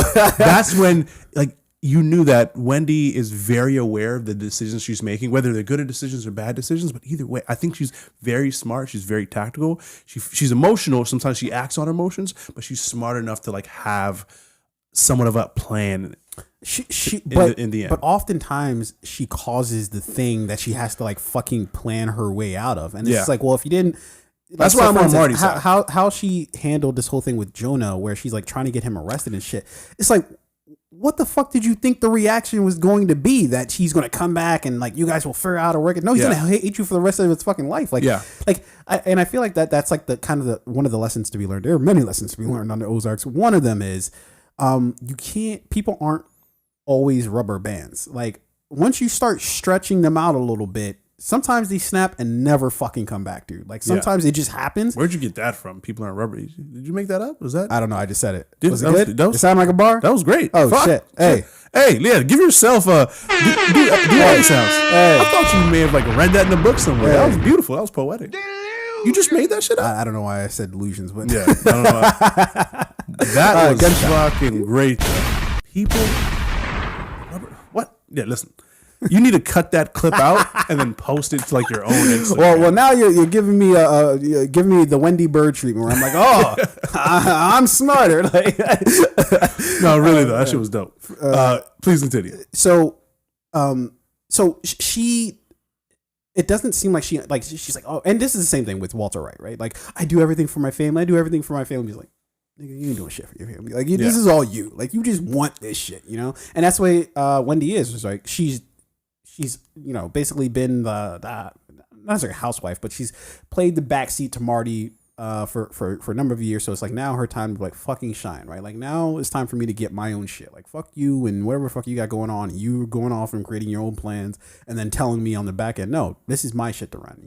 What is Walter White? I'm not afraid of the knock. I'm the one who knocks. I am the one who knocks. Yeah. That's great line. That's what tip she's on, But I think that oftentimes she lets her emotion get the better of her, and then she spends all of her time having to plot out how to fucking get out of the mess she's caused with her. And a lot of times it's Marty who then has to like help her out of her mess. But even Marty too. A lot of the Marty suffers from what I think Ghost did on Power, right? Which is like, yo, just include other fucking people on your shitty fucking plan and you'll have a significantly better time. Like, it's when you cut everybody out and everybody feels betrayed because you won't ever fucking be straight with them, and then you end up having to be straight with them anyways because things fuck up so much that you just have to tell them the fucking truth. Marty definitely does suffer from, and his lack of emotion makes it so that he can't like connect and share with people the things that he should share, right? So it's like, and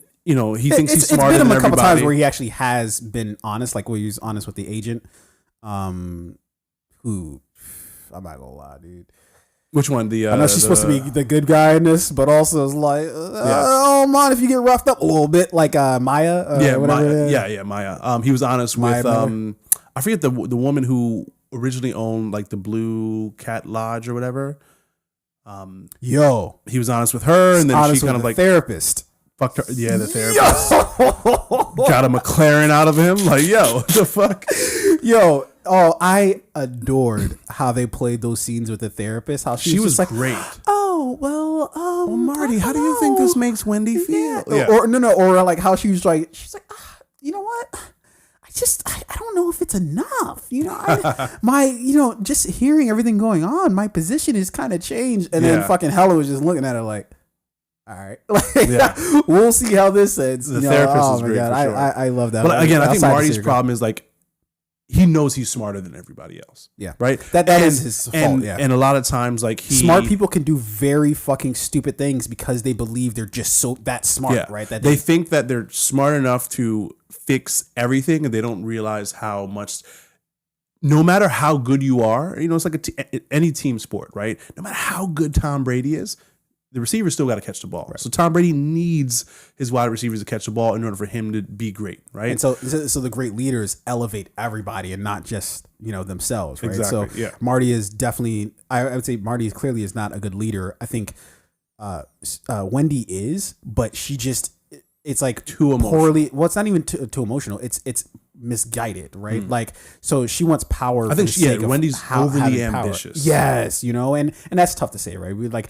us dudes saying that about a woman on a podcast who clearly, like, that's the whole point of the show is that. But in this case, like, backseat to in this case, Marty. I think it's like we're actually seeing it, right? So Wendy, made promises to Ovar Navarro, right? We're gonna get you that second casino.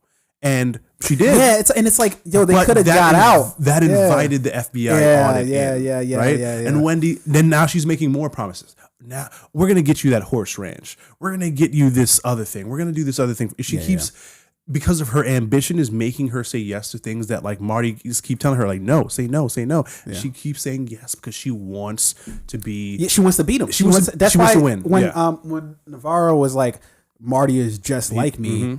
That fucking irked her because she was like, "No, I'm like you. I'm a person." But Marty, above anything else, and I love the fact that that was like one of my favorite episodes was the one where he was locked in, where they took him off to Mexico, like, because we at least got somewhat of who Marty is as like a person, right? Like, he's such an unemotional and detached person that it's so hard to like really know who the fuck he is. But the bit that we got there was that one of the saddest scenes I think I've seen in like any show was when the whole time he's asking him as he has him like fucking imprisoned. What do you want, Marty? What do you want? Kept asking him, what do you want? What do you want?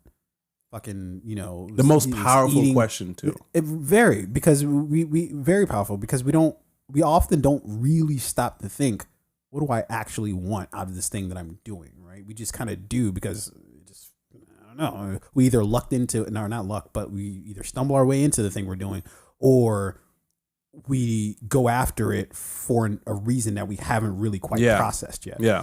And scary question to ask yourself too. Like, of course. you could ask other people, like, oh, what do you want from me? What do you want from me? Blah, blah, blah. But like when you ask yourself, like, what do I want? It's like, oh shit. Do I want to explore this? Yeah, either I really don't know, or I do know, but I'm afraid to admit it to myself. Exactly. Either one is bad. Yeah, and that's what when he kept asking Marty that, one of the most heartbreaking scenes I think I've ever seen, dude, was when Marty was like, I just need more time to get all this shit straight. Like, I can't start laundering the money right now. The fucking FBI is here, and just give me fucking more time. And he's like, is that all you want? He's like, I want to thank you. And Navarro was like, he just turned from him instead of actually saying thank you. And Marty's just like, you piece of shit. You fucking imprison me in this fucking dungeon. You ask me what I want, and I tell you the thing that I actually fucking want is a very simple, doesn't really take anything except for some pride, a thank you. Yeah. And you can't give it to, and especially my fucking heart broke, dude. Especially when, and this is when I knew that, like, all right, Marty's back. Like, he is the one who's untouchable. It's when, like, Helen and Wendy, they had that problem with, like, the bank accounts, and like there was going to be that red flag. Marty, it's like having like the best player on your team versus the best leader on your team, right? Best player is always going to get you out of a jam, right? Like, fuck, we need you to make a play right here, right? But a leader will see the entire fucking thing through. And I think that's what Marty's problem is that for all his great attributes, for all the things he could do great, he seems to have a fucking penchant for getting his family in really fucked up scenarios. Yeah. And the reason why you can't get him out is because he just wants to win. You know what I mean? And he can't, that like his goal is to like win at the thing he's doing, whether it's laundering or drug deals or whatever the case is.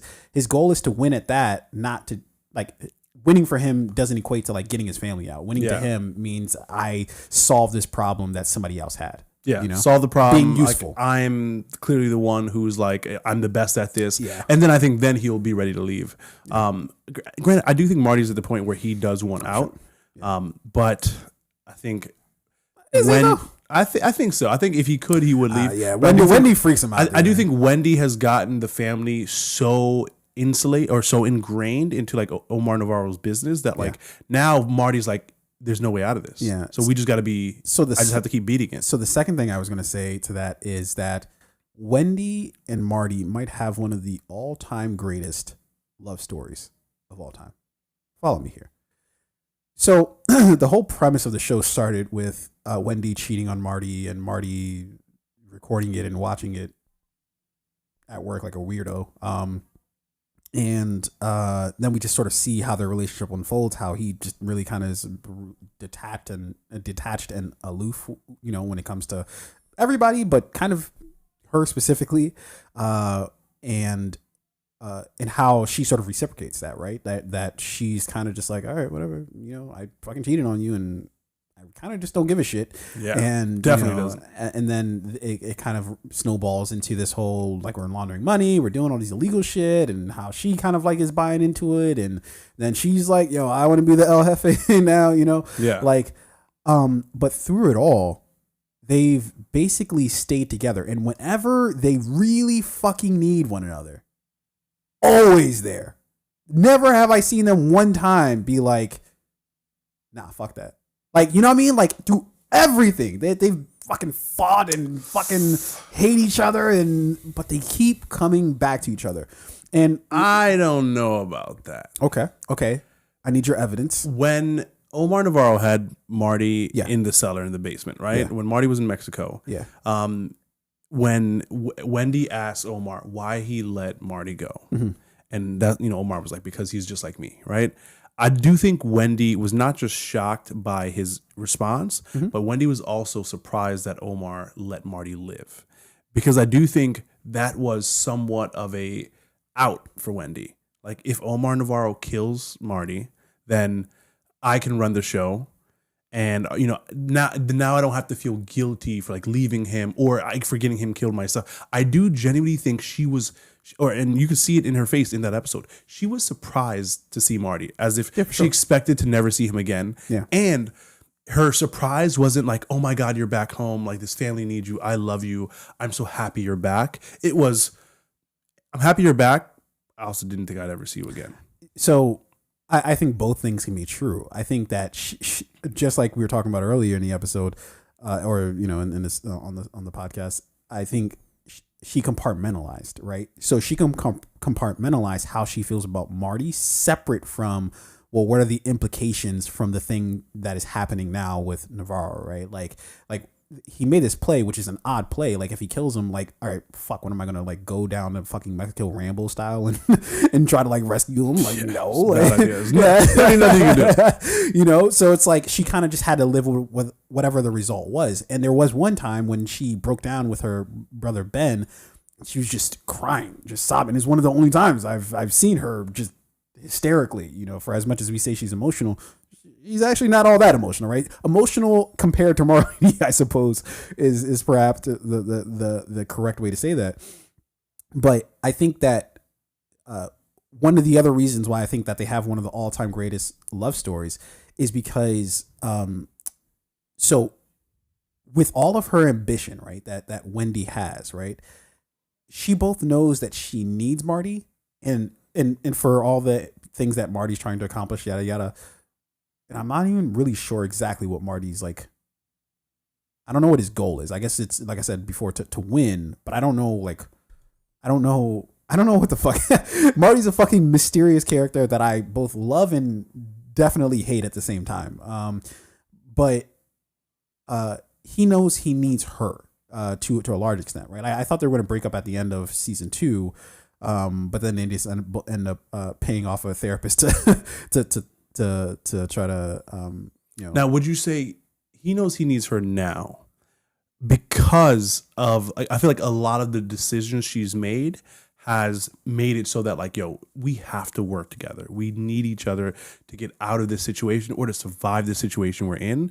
But I don't think in season 1 he really needed her for anything other than like, yo, we got to keep the family together. But that was actually part of he sort of created the monster, so to speak, a little bit, right? Because he was unwilling to bring her into. Think about where they started and where they're at now, right? Where only Marty knew about anything, at least publicly, I guess, knew about anything, at least as far as the family goes.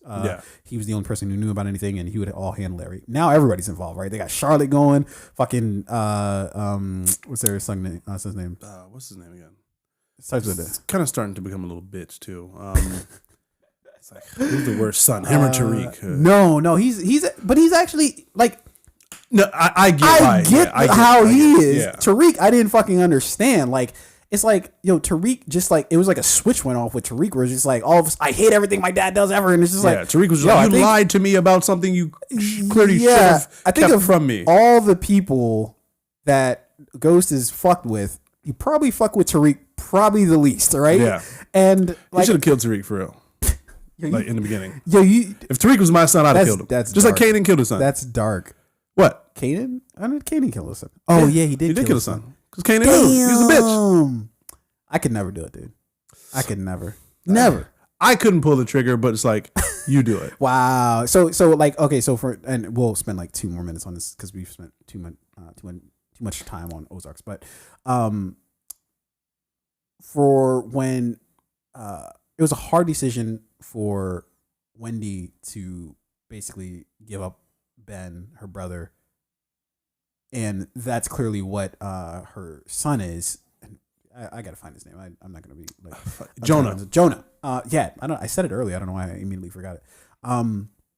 That's why Jonah's pissed, right? Because he's thinking like, he's looking at Charlotte like, God damn, like, you do that shit to me? Like, if you think I have mental issues, would you just fucking be like, all right, I guess we gotta get rid of this nigga? Like, like, yes, if you're gonna fucking get us all arrested or killed, I might have to. It's you or us. Damn, dude. But to me, I feel like I'd rather just die. Like, because to me, I don't know if emotionally speaking, I could ever come back for one. And mind you, it wasn't as if Jonah put them all, or I'm sorry, Ben put them all in that scenario. They put themselves in that scenario, right? And then on top of that, so again, Wendy conveniently is like, everybody else is fucking this up. But really, Marty told him to get the fuck out of there, right? Marty asked him to leave. Wendy asked him to stay because he was kind of like validating. He was validating her decisions, her reckless decisions, right? Yeah. So she was using him to validate her recklessness. For sure, yeah. Ultimately put everybody in danger. Yeah. Now, I mean, whose fault was it really? At the end, I mean, I think you could blame a little bit of everybody. Everybody but at the end, I do think it was Ruth. No, because like if you that's the large action that we look at. But there were so many things that kind of led to that moment. Not to mention, from the fucking beginning, we wouldn't be here right now if it weren't for Wendy making the decision to stay in this environment. Sure. There's a lot of little things that happen throughout but those aren't like, right? I guess what I'm saying is those aren't like, we look at the one main event of like, oh my God, she broke him out of the institution. We can't that was no. She has blames. But again, like, if she didn't break him out, look at like, so a lot of bad stuff happened up until that point, and then they're like, all right, we know what, we need to get this dude recommitted. Yeah, right. We need to put him back where he can get help. Yeah, and when we solve all our shit out, when we figure everything out, we can get him out. Right. And then Ruth went and got him. Then what happened?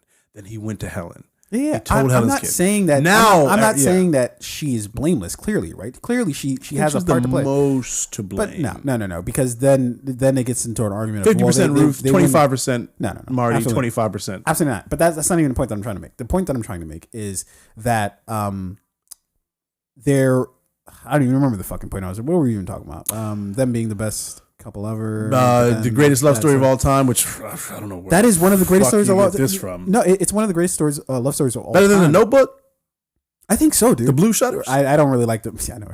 I don't really like The Notebook, but for me, yeah, I think it is because it's showing that even in the worst case scenarios, they still choose each other, right? Like, because they don't, and they do like stuff like say I love you. And it's hard to say whether that's out of just like, some sort of blind remnants of a relationship that they're just like kind of like robotically saying it, but it doesn't seem like it. It seems like they're saying it because they're I fucking hate you right now, but also I love you. Okay, yeah. Like it seems like it's coming from that fucking place where it's just like, because if you watch them fight, it's like I remember when Marty was like driving around and he was just talking to himself like, well, what the fuck, like I put us in danger, you're putting it in, yeah. Like who hasn't been in that scenario where they got into an argument and just like.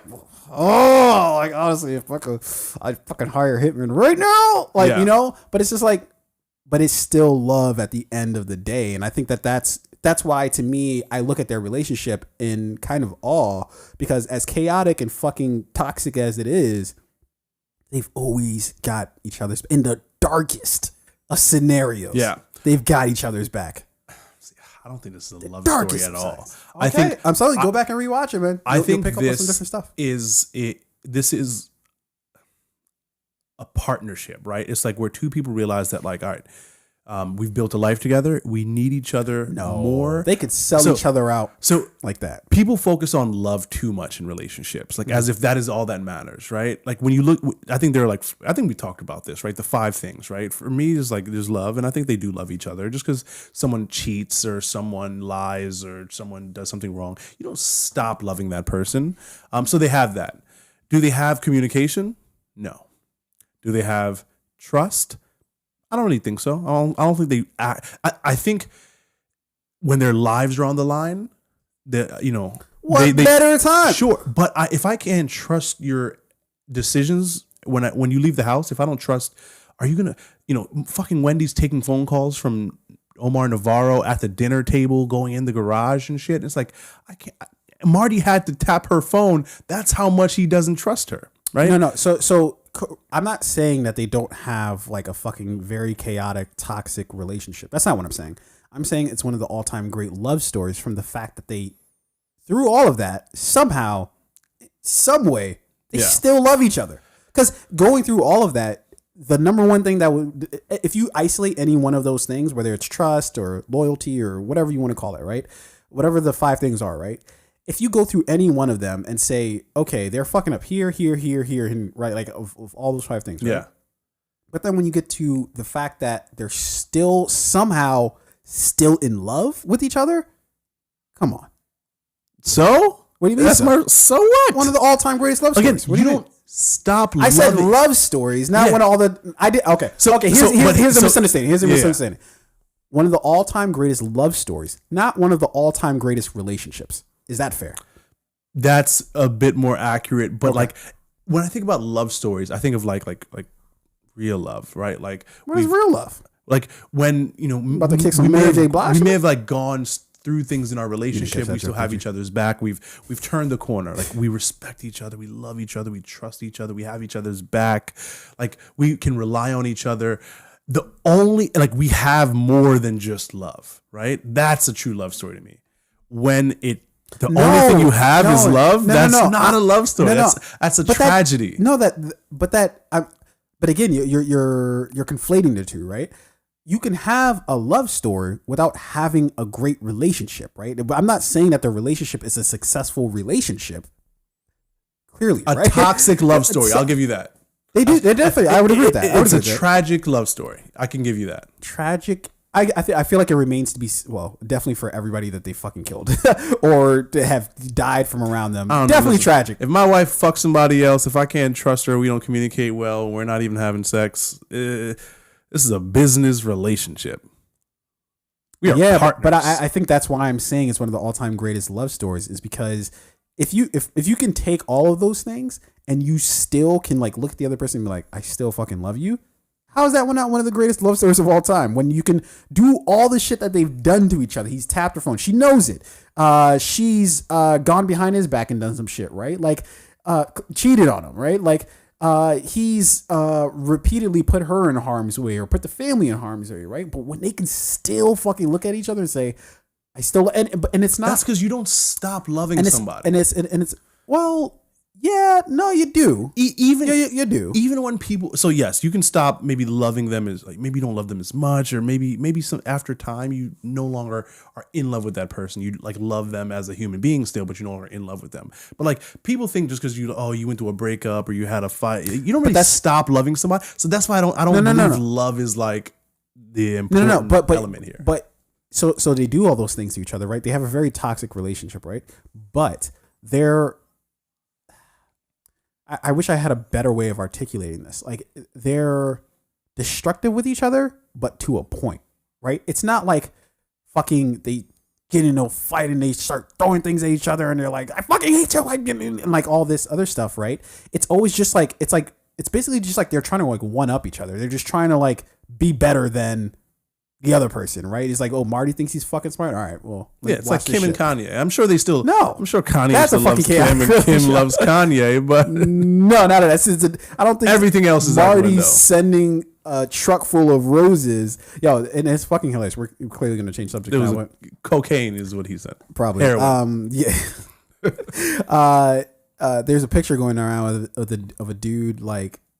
Dressed up in a fucking bush or something like that outfit, I see and that. Everybody's like, oh my god, this is Kanye. So the sad part is that we could believe that there's like a world where that might be true. That's the sad world we live in. Is when know what we all had to look at it and be like, see, I hope it is. No, it's 100% not Kanye. I think it's like a thing, a photo from like back in like 2020, maybe even earlier. That's than unfortunate. That. I wish it was. That'd be so fucking. Yo, Donda too is. I already know. I don't care about their relationship. I'm not involved. I don't know what's going on, but I know Donda 2 is fitting to be some fire. I suppose. Yeah. Take that craziness into the booth. I've had enough of Kanye. Okay, we're gonna try to speed through the rest of this because we clearly spent way too much time on the Ozarks. Look, I just wanted to get this in real quick. So I watched the movies that made us. I watched like the entire thing because I watched it on the flight to and from our location in Seattle, and you must have had your charger, dude. I set it up perfect, dude. First of all, both flights had the plug-in shit because not every flight has the plug-in outlet. I had everything charged up before we left, right? But here's the fucking key, right? Here's the key. Get a power bank. Here's the key. First of all, you have to have a cell phone that isn't a gigantic cell phone that uses all this fucking battery power, right? That's the first thing. 2. Gotta space shit out, okay? So you gotta like, okay, I can watch the movie, I can watch these couple things, but I have to know that I'm on a full charge, right? First off, and then 2, I have to know how long this fucking flight is. Because you also have to be on a flight with somebody who is like, yo, like we're not talking to each other, like we're watching shit. I don't care. I have my headphones. I don't. But like, talk all you want. I won't respond. Exactly. And I'm just watching. Yeah, exactly. that person needs to know we're not talking. I don't even care if they know or not. This is what I'm doing. It's a fucking flight. I'm not making chit chat with you on a fucking flight, dude. Especially like we have to fucking talk through the mask, and I don't even understand what the fuck you're saying. You don't understand what I'm saying. Flight conversation is the worst. Yeah, it's worse than elevator conversation. Yeah, because it's like elevator lasts for like 4 floors. This is like you 5 want to talk until we get to Seattle. Negative. Just put on my headphones. I don't hear you. Noise cancellation. Instead of I know Fabulous used to have this line. I don't see nobody. It's like I don't hear nobody. Shut the fuck up. Leave me the fuck alone. All right. But anyways. So anyways, I watched all of the movies that made us. Very fascinating. Never even heard of it until like I told you about it. Did you?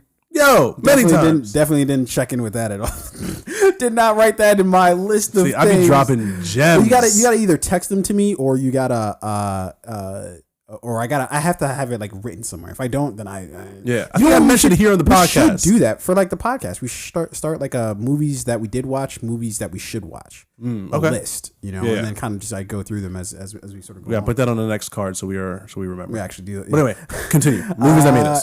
So I ended up watching a lot of movies that I ended up getting really interested in. It's crazy how it happens, right? You watch a little documentary, you're like, fuck, I want to see that movie. Like I watched Die Hard, that one on Die Hard, and I was like, I think I might have to watch Die Hard soon, you know? And Elf was good. Elf was good, although I kind of hate Elf. I don't know why. I thought you loved it. I hate Elf strongly. Is it Addie who loves Elf? It's Somebody Anna. loves Elf. Yeah, Anna and Rachel. Yeah. Shout out to them. They love Elf.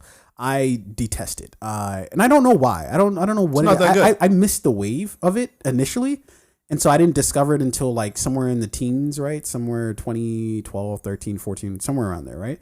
And I just like I don't get it. It's not that good. I don't get it. Yeah. And so, but anyways, so I watched the one on RoboCop, and then I was like thinking, I was like, yo, it's been a hot minute since I've seen RoboCop, right? So I thought to myself, I was like, you know what? Let me fucking watch RoboCop again because I just, you know, I missed seeing it, right? So I sit down and I watch RoboCop and I think to myself, yo, this shit holds not only holds up, but is a brilliant commentary. It's basically plays like a satire on how the world existed back then, but how that mirrors how things are operating right now. So there's just like a few things, right?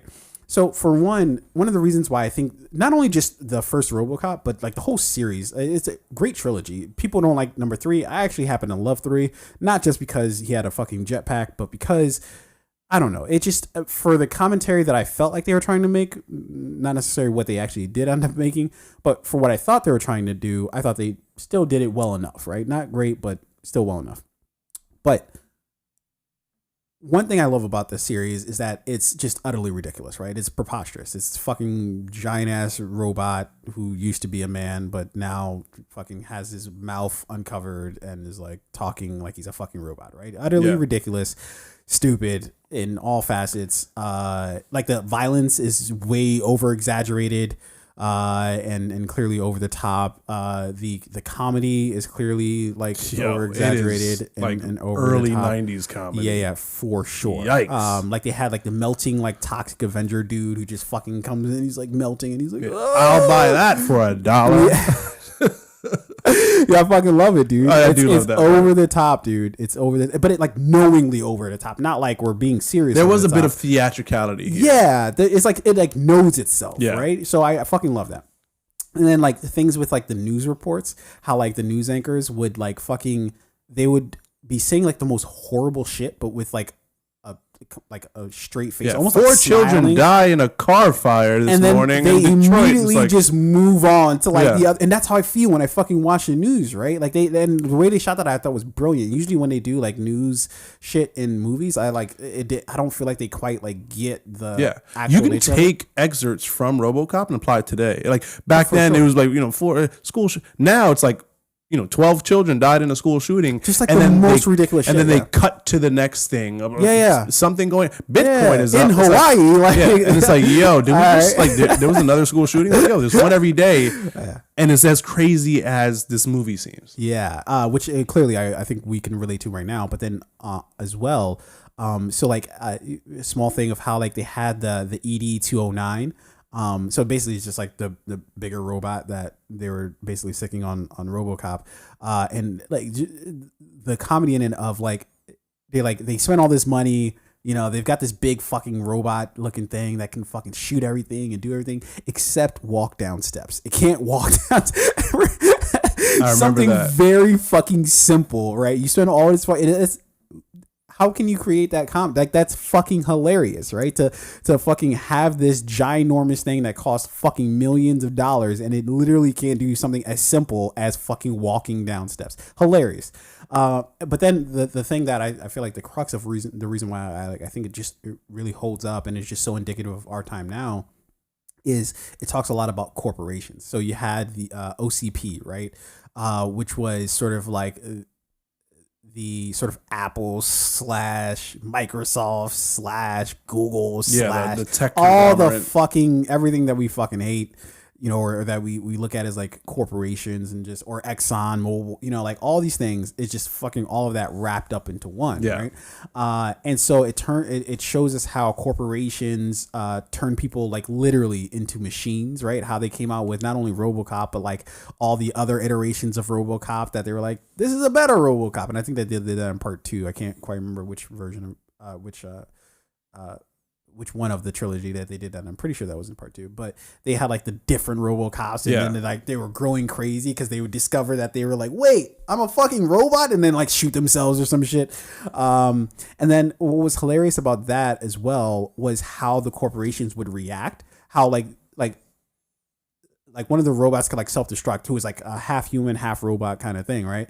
But it would like self-destruct and kill itself, and then they'd just be like, man, that was rough. Research and development, back to R&D, even towards the end, where like the robot is like fucking, or the machine is like rampaging. It just killed like everybody in the building, and then the dude says the line, the like CEO says the line of, oh fuck, what did he say? What did he say? He said something to the tune of like, we might be in some trouble here, or like something that just like minimized it, of just like, wait, he just killed everybody. You're just like, man, we might get some bad press off of this. So this is like, fast forward to today. That's exactly what the fuck it is. Tesla's autopilot killed 6 people in a car accident. This might be bad because the person was napping in the back seat. Elon's like, we'll take a look at the software. Yeah. It's like, yo, 6 people just died. And he's like, software issue. Yo, I'm trying to find the exact line because I fucking think it's so like perfect. So say the wildest shit. Fuck, what did he say? How corporations fuck, I can't find the comment anymore. But then also too, in part 2, they show how like the media ignores people who are actually trying to help. So I don't know if you remember RoboCop 2, they had the politician who was played by William Pugh, who played Mayor Cusack, who's like the black guy who's just like all fast talking and shit like that. And how like he kept saying like, oh, I'm trying to actually like, oh shit, stream got interrupted because we keep playing the trailer. Well, let's just hope it goes back. We're still recording. So he's like fast talking all this shit, right? And he's actually trying to help the people, and he's trying to do it in really fucked up ways, but he's still trying to fucking help the people, at least in some way.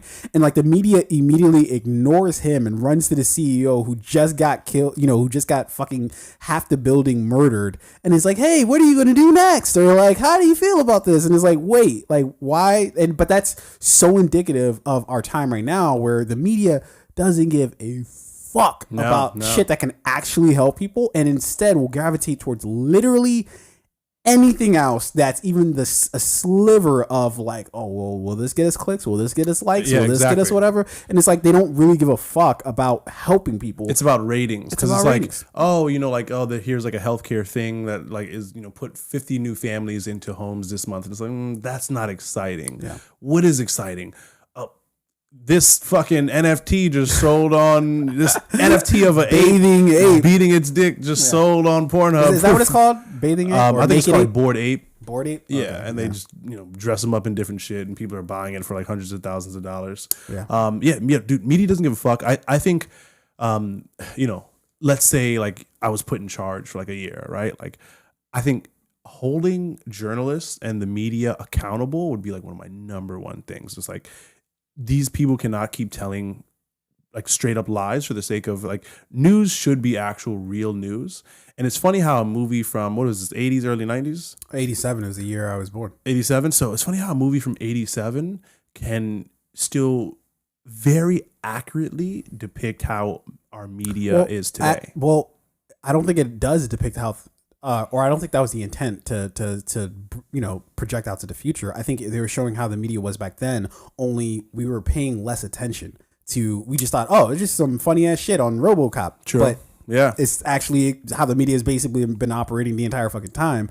It's just our awareness of it, or our self-awareness has, increased of like, well, let's actually examine the shit that we're consuming instead of just gobbling it up and saying, oh yeah, well, that's good enough, Yeah, like my stepdad, he only watches the news, morning news, midday, nightly news. And I'm like, this shit is terrible for your brain. Like, just how it shapes how you view the world and like social issues. Yeah. It's insane. Yeah. And there were a couple other things, but I think I can, we can kind of get past it. All I have to say is I think RoboCop is a fucking amazing movie that I don't think got the. It definitely did get the credit because it definitely did do some numbers at the box office. But I feel like we don't recognize it enough because we just think we see it now and we just think of it as a silly thing of a fucking robot just running around with a fucking gun shooting people, which it clearly has sentiments of that, right? Like that shit's not great because in terms of the way that they paint police officers and things like that, I think I would never dare to say the word problematic, right? That's clearly not the word that I want to use, but it is. The way that they paint the cops is like the heroes of the story, and and then OCP is like the villains, and it's like, no, I think there's some cross contamination here, and how like RoboCop, as Trump would say. Well, no, he didn't say this actually. They're terrible people on both sides. He said they're good people on both sides, but they're terrible people on both sides. We can amend the statement. But I think like as far as like you have this giant ass robot who really just rolls around and fucking is judge, jury, and executioner. Like I remember seeing like the scene like at the end of the first film where he shoots like not the CEO but like the president or something like that of the company who's been like the bad guy the whole time.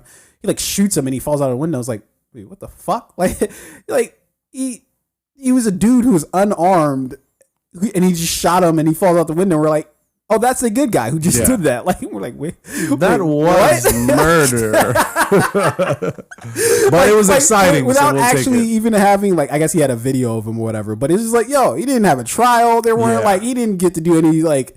He didn't fucking get to bring up witnesses and shit. It was just like, fuck it. Like, but also I admire that because he's a CEO. So if he went to court, I'm pretty sure he would have beat the case. So it's like, I like that RoboCop was like, all I'm trying to say is I think they were priming us to be okay with cops doing that. You see what I'm saying? Yeah. Like, and I'm not like going into like conspiracy theory here, but I feel like that's what media does sometimes. It primes us for some shit that I don't even think they know they're priming us for, and I don't think we know we're being primed for. Yeah. But subconsciously, we're okay with cops being like, yeah, go get them. You fucking break 18 laws yourself in order to get the bad guy. We're gonna root for you, even though you just murdered. That's why cops ran for 25 years. It's like how many of those situations was actually like police brutality or like they got the wrong guy.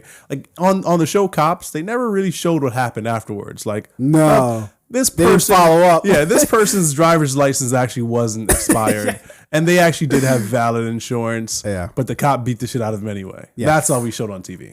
In any case, dude, I just thought I'd share that because I just recently watched RoboCop, and I thought it amazingly still held up too. Let's get through these trailers real quick. I know we're pressed for time here, but let's try to get through some of these trailers real quick, dude. We got another trailer for Doctor Strange in the Multiverse of Madness. I purposely didn't watch this during when it ran. At least it's like 30-second clip on Super Bowl Sunday. But I definitely didn't watch the trailer that was released online. I would get into the particulars of Multiverse of Madness. Everybody fucking knows. It's Doctor Strange doing some strange shit. If you don't know by now, crack the multiverse. He has to fucking deal with the consequences. Look, let's really just jump into this shit. Let me see if I can find it here. Which one is this one? This is C1. Okay. Every night, I dream the same dream.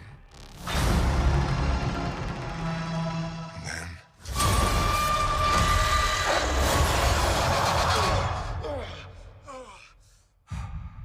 the nightmare begins.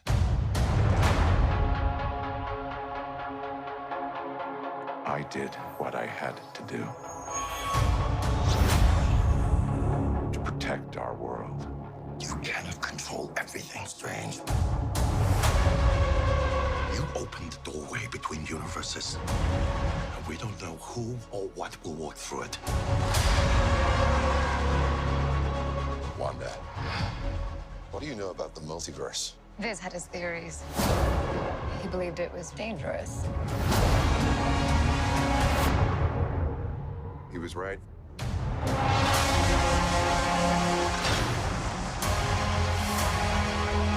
I'm sorry, Stephen. Your desecration of reality will not go unpunished.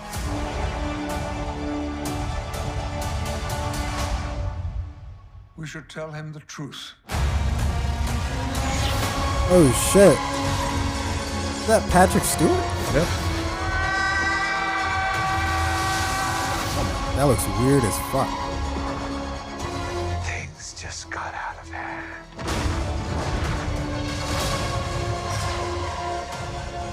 You break the rules. Look out! To become a hero. I do it. I become the enemy.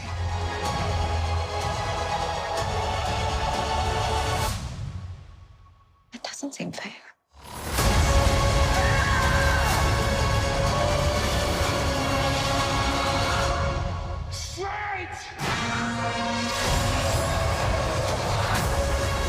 Yeah.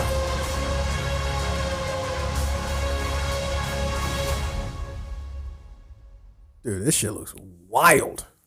Yeah, I mean, we got the Ultron bots. We've got Professor X. Yeah. We got Reed Richards. We don't know he's in there. I see all the I see all the fucking shit online. Who, Professor X? I'm not convinced that was even present. I feel like they were setting us up for that, but I think it might be a swerve. I mean, because I don't know why they would release that in a trailer. Well, all you heard was his voice, and everybody fucking knows his voice. But I think, but that's what I'm saying. It kind of sounded like him, but also it could be that somebody else. was him. We fucking know Professor X when we hear him. I do believe Reed Richards is in this movie. Is that from something you actually spotted on your own? Did you just see some fucking? No. So I saw the stills, people. the zoomed in stills, and it looks like on that Illuminati tribunal thing, there was someone up there wearing like the Reed Richards like outfit. Wait, first of all, the Fantastic Four all wear the same jersey, so I don't know how Jersey. We we got the monster with the eye and shit. We've got what's her name? Like America, the Latina Captain America. Is that? I don't think that's Captain America. Well, like she's supposed to be like Ironheart. Is that what her name? No. It's it's like America. She's like the Latin version of like Captain America. No, for real. I think that's like I don't know why that sounds so fucked up. It sounds the like Latin version of it's like how Peggy Captain America. What was Peggy's name? Peggy Carter? Yeah, Captain Carter. It's alleged that Captain Carter will also be in this film, and she is the British version of Captain America. Oh god, hold on. I didn't mean to do that. Now I gotta look it up. Damn, what's her name? Let's see. This is let's America I don't know. Why can't I say this? Yeah, Sanchez. America Sanchez. Yes. Yeah. Jesus Christ! Why can't I? My tongue like fucking had a aneurysm. Yeah, that looked incredible, dude. There's just so much shit packed into this. I was worried in No Way From Home they would pack so much in that I'm like, I don't know how they're fitting all this in. Now, we didn't have a very coherent plot with No Way Home. A plot I actually liked, but it didn't really make a whole lot of sense. No. I'm afraid that we might get the same in this one, where it's just like a whole lot of shit. But luckily, it's the multiverse of madness, so it doesn't really have to make sense. Yeah, it should be just like madness and chaotic. At the end, I'm sure they'll tie it all up together somehow. But I am here for the chaos. Yeah. I love how Elizabeth Olsen's probably going to be a little bit of the villain here. Her comment is like, when you break the rules, you're a hero. If I break the rules, I'm the villain. Like that context. But also, she did like fucking imprison an entire town's mind. Yeah, I really don't feel like she can really. Although I've been hearing for like the longest time, I never read it myself, but I keep hearing about this House of M, which is essentially I think where they're going to try to go with this, where basically the multiverse is like broken, and she's like the main reason why it's broken. If I'm to understand correctly, I might be getting that wrong.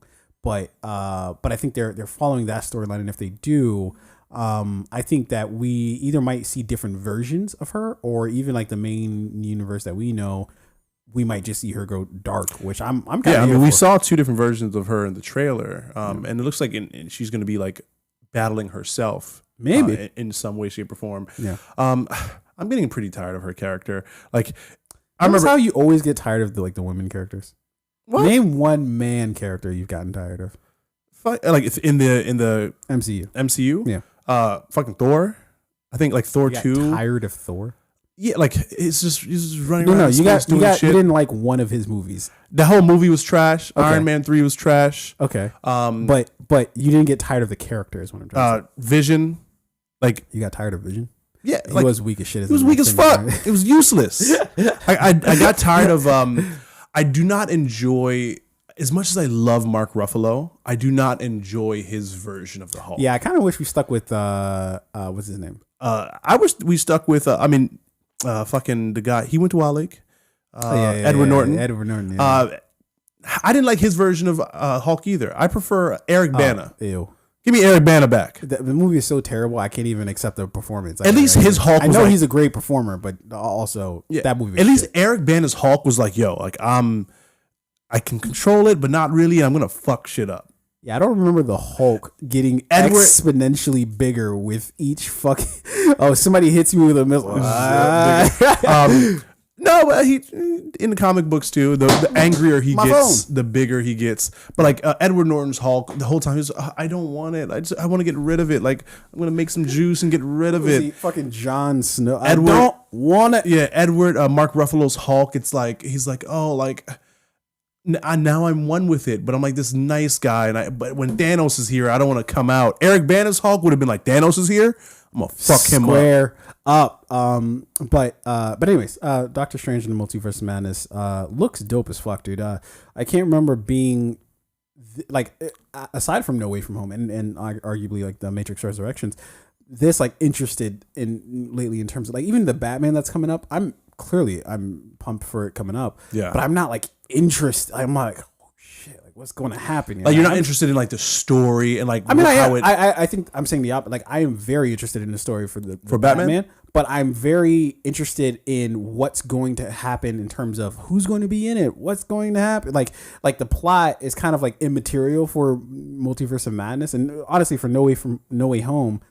I really didn't I was like, whatever, give me whatever story, but just give me the fucking shit that I want, Yeah. The only thing that I feel like Marvel is going to like skip over that I'm kind of like worried about is are any of these movies, these like newer movies, Multiverse of Madness, is it going to incorporate the events that took place during like the whole Eternals thing?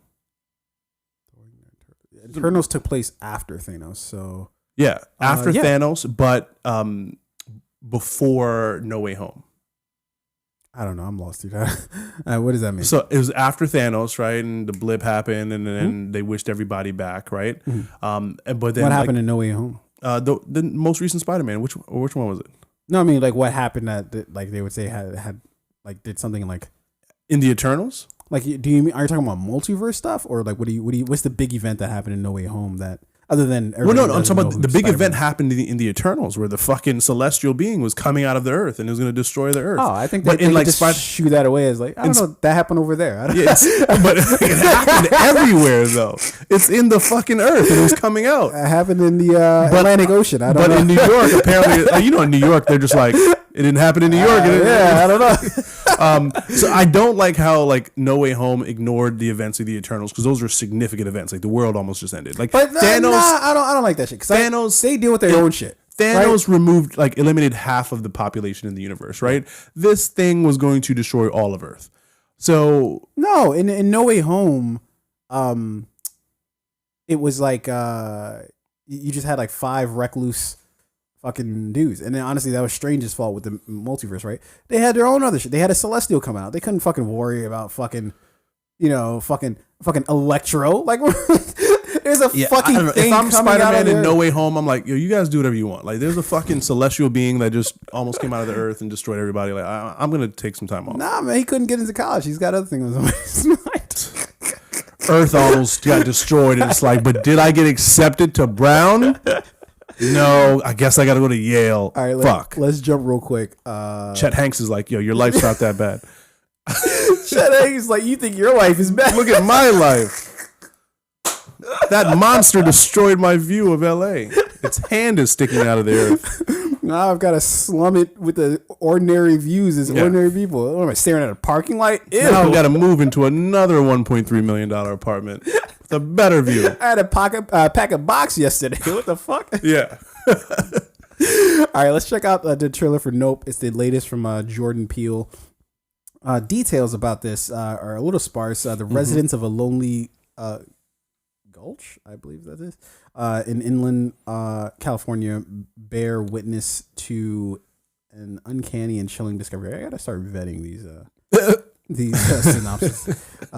So this is directed and written by Jordan Peele, starring Keke Palmer, Daniel Kaluuya, Stephen Yeun, as well as Barbie Ferreira. It is due out July 22nd of this year, and I should have said that Multiverse of Madness is due out May 6th of this year. Let's check out this trailer. Did you know that the very first assembly of photographs to create a motion picture was a 2-second clip of a black man on a horse? And that man is my great-great-grandfather. Great. There's another great-grandfather. But that's why back at the Haywood Ranch, as the only black-owned horse trainers in Hollywood, we like to say, since the moment pictures could move, we had skin in the game.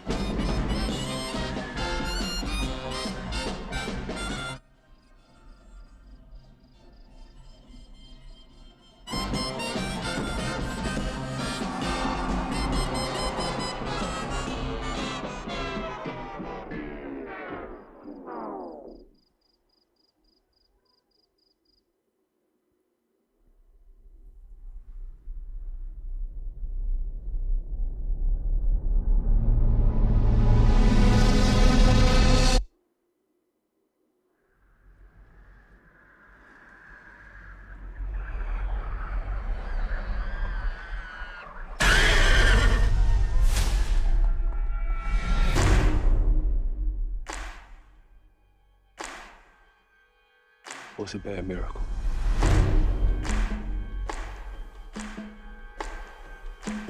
They got a word for that.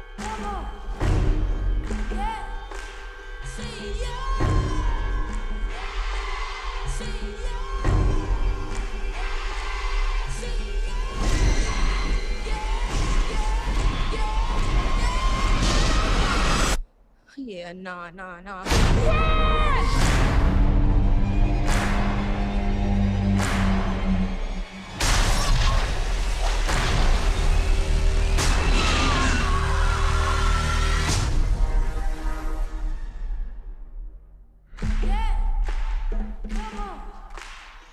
Yeah! Like it. Yeah, no. I'm not saying I like it or don't like it. I just, along with the other movies that he's come out with, I can say that I don't care for them. I know it's a controversial thing to say. I know he talks about black shit, so Yeah. I know, a very controversial thing to say, but I don't know. I really do feel like he sacrifices plot in favor of the social commentary, which I give me plot over anything that you're doing. The thing has to make sense to me in order for it to make sense, so to speak. And maybe I just don't get it. Maybe that's just me. Maybe I'm just too stupid to fucking get. I don't think his last two projects lacked so much plot that like it wasn't. There was like a coherent. Last two were Get Out. It was Get Out and Us. Us. Yeah. I don't think they lacked. His only two projects. Yeah, it was only two. Yeah, I don't think they lacked so much plot that like I didn't understand what the story was about. Like there was still like I feel like I understood what the story was about. There's a lot of I just social didn't really fucking commentary. Yeah. But like I don't know. I enjoyed his. I like the fact that like he does not give you what you expect, but you still, at least for me, speaking from my own personal experience, like I still very much enjoyed it. Like when I went and I watched Get Out, not what I thought it was gonna be. Really enjoyed what it was. Us, I'm expecting like, all right, this is gonna be a horror movie. It's gonna be like horror, but like it was like has he for the crown, like the new king of horror. Has he actually delivered to us a horror movie?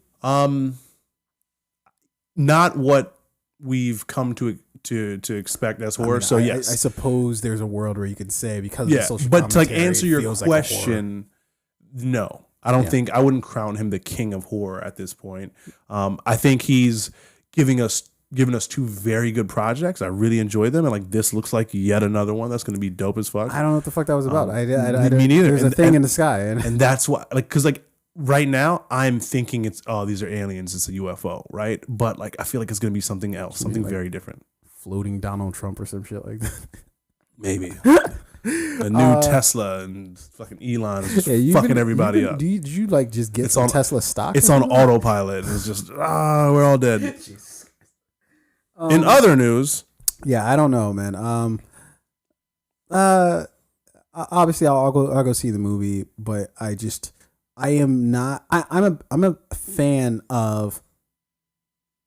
a fan of his ability to do the things that he's doing. I'm not such a fan of the actual movies themselves. I'm a big proponent of like, yo, fucking run with that baton, dude. Like if it's your time, you fucking run with that shit, dude, right? Yeah. But I don't know if I actually feel the movies. And I think that's like, I feel like it's almost like blasphemy to say that, right? As a black dude, be like, I don't really know if I really care for Get Out. Yeah, I don't think you have to like, if you're black, you don't have to love all things black. Yeah, I don't like chitlins, collard greens. Fuck that. That shit nasty. Chitlins maybe. Collard greens? Come on. What are you doing? No, that shit nasty. How is it nasty? It's nasty. Do you like kale? If you tell me you like kale but not collard greens, I think I might actually punch you. Fuck is kale again? It's just some green shit. I like kalaloo. In Jamaica, we got kalaloo. Okay. I think it's something like kale. We cook our shit differently. I don't know what Americans do. American food is not that good. Maybe it's because I come from a land and a people where all of the food that we make is stellar and is world renowned. Speaking about Jamaica, of course, music, our food, everything about us is great. Yeah, I thought somebody thought you were saying like Iceland. Yeah, America. No. Dude, Iceland have like a type of food? So. Like, is there like This is a famous Icelandic dish. It's just like fish. I'm sure that exists. Yeah, all right. just a whole fish and salt and pepper. Shout out to our Iceland listeners. You like? Yeah. No, I don't. How come it's okay for you to make an accent? No, So yeah. Anyways, nope. Okay. You know, I'm not at this point. I'm not really looking forward to it, but you know, I'll definitely check it out. Yeah. Let's jump into let's pick one of these. Let's speed through these fucking ones. I think we can kind of run through these next ones very quickly because it's going on being a long night here. So Bender from Futurama, yes, the actor, the voice actor John DiMaggio, basically spoke out, and to give you the cliff notes, he basically said that he didn't think that it was fair, not just for him to get paid what they were paying, but for the entire group of voice actors to be paid what they were paying for Futurama, knowing how fucking popular Futurama is. And now, for anybody who doesn't know what the fuck Futurama is, I don't know what to tell you. You know, Google it, I guess. But it has had it won't die. Futurama will never die. They'll forever 20 years later down the line be like, you know what, let's do another season of Futurama. I think we need one. And I am not opposed to that. I, for one, have not sat through Futurama. I've watched episodes here and there, but I haven't actually like gone through it, mostly because I'm scared to, because I'm like, how many episodes fucking are there in Futurama, right? But it's a great show. It's an excellent show. Stellar. It clearly is on par with Family Guy, clearly on par with Simpsons, and kind of the stepchild to them, because I feel like Futurama gets sort of like lost in because those shows are still going on right now, and they're about to bring Futurama back, but I feel like Futurama gets lost because, you know, it didn't persevere, you know. But his issue is that what they were offered was, at least in his opinion, low, which I don't know what the numbers are. Yeah, I wish. Nor do I care. I wish we had some numbers here. No, I don't care. You know why I don't care? Because I know they have to be fucking them out of money. You know why? Because they're voice actors. It's well, but it's like hand models. You know what I mean? Like no. But the only reason I bought the product is because the person's hand in the commercial looked clean and good. He's been the voice of Bender. And would Bender be Bender without that voice? Listen, the reason why I love Futurama so much is me and Bender, we have so much in common. That's going to be my next tattoo. I swear to God.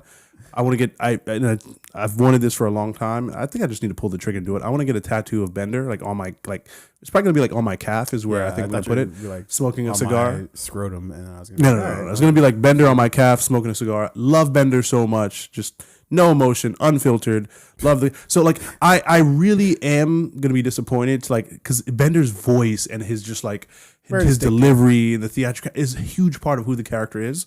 So I'm disappointed. Not more in like the fact that like the studio or whoever's putting this out is Hulu. Yeah. I'm disappointed Hulu is not paying these people what they deserve, right? And I do feel like voice actors do get knocked a little bit, except for like when a big Hollywood star does a voice of a character, like The Rock and Moana, or like Bradley Cooper as like a Rocket, right? They get paid what they're supposed to because you know them. But like these people, you don't know them as much. You don't see their faces. Or if you're fucking Vin Diesel. Yeah, get paid to say Groot. I am Groot. So it is unfortunate. I do feel like Bender's probably one of the most important characters. Like having that person return, having everybody return, I think is critically. But I fucking shout out to John DiMaggio here. Hey, you gotta stand your ground. Hey, sometimes you just gotta be like, fuck it, dude. Like, no. I'm not doing it. Like again, I don't really even care, what the numbers were, or if, man, like who the fuck am I to say how much a fucking voice actor? What am I going to sit there and be like? I don't know. Yeah. Like, according, because he's still going to get residuals from like the previous work he did. So, but he's like, but I think that might be part of the problem is that he might not be like I think because they're voice actors, I don't think they're treated with the same respect as somebody who might be in I don't know. I still need my residuals. That better have, sir. I hope that shit was. But I think that language was in your contract. That's part of his argument is that as voice actors, we're just looked over.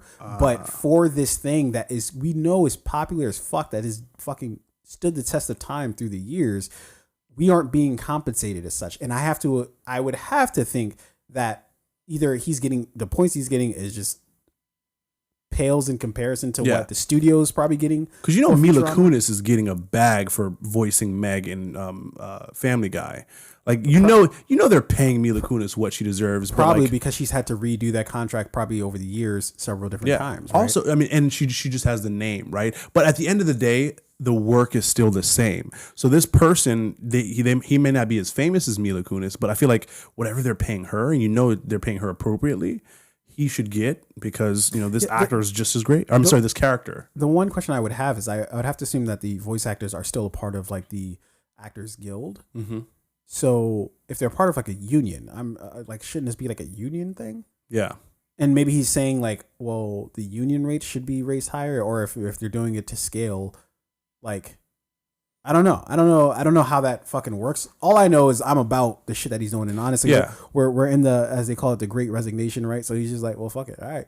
Yeah, as much as I'd love to hear That's him come back, Bender energy that he's getting right now. Yeah, hey, I gotta give it to him. But as much as I'd love to hear him come back and like voice his character, I do admire when someone knows their value, right? And it's like I know how much I'm worth, and if you're not going to give me that, then I'm not going to do it. Right. Because if I do it, now I've compromised who I know I am. Yeah. And now you think I'm someone less than who I told you I was. But here's the thing, and obviously like projects like these, you don't know if sometimes they're really delicate, right? Like, so if you start fucking around with it and then people are like, all right, fuck it, we just won't do the thing overall, right? But I wonder if they just banded together and like, nah, we all deserve more than what we're getting. Yeah. You know what I mean? Like if they would just be like, all right, fuck it, we already announced it. Although I'm sure they already signed the contracts, and he didn't sign it, so they were just like, all right, fuck it, we just get somebody else in here. That seems like an easier fix than trying. Can voice actors do what like Deshaun Watson did, just sit out for the season and be like, I'm not playing. Yeah, for sure. I'm not speaking. So like, I wonder why, like, but they would just get somebody else, like, and also, but you can't get all new people for all the characters. No, but I'm saying, but that's contract, so they're definitely going to sue you. You know what I mean? So like, unless it's just like signing anything, right? Like, if you do a contract job, right, and you sign your name on the dotted line and you don't perform your duties as such, what do you think? They're just, especially with Hollywood, do you think they're sure? They're just going to let that go? If all of the voice actors for all of the characters said, you know what,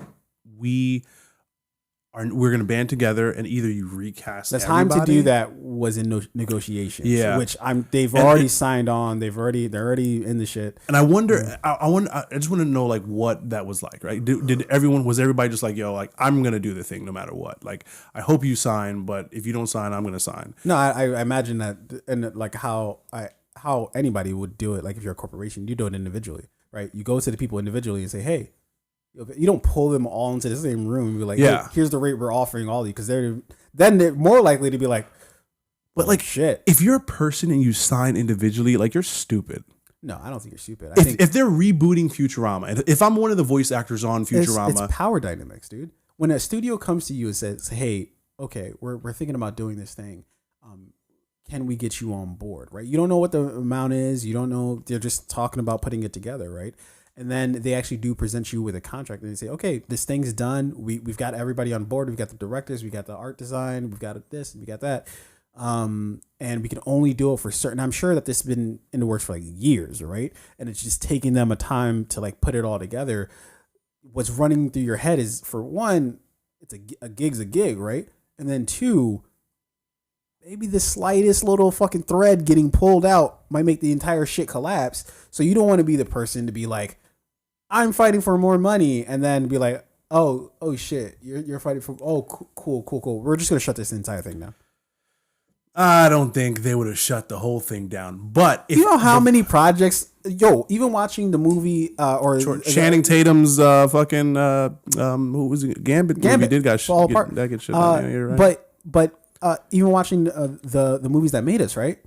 See how fucking fragile this shit, just like awful. It was shocking to see, like, oh yeah, I had lunch with Bob the other day. It didn't go so well. So I was like, you know what? Fuck this project. Yeah, I don't know. Wait, Listen, what?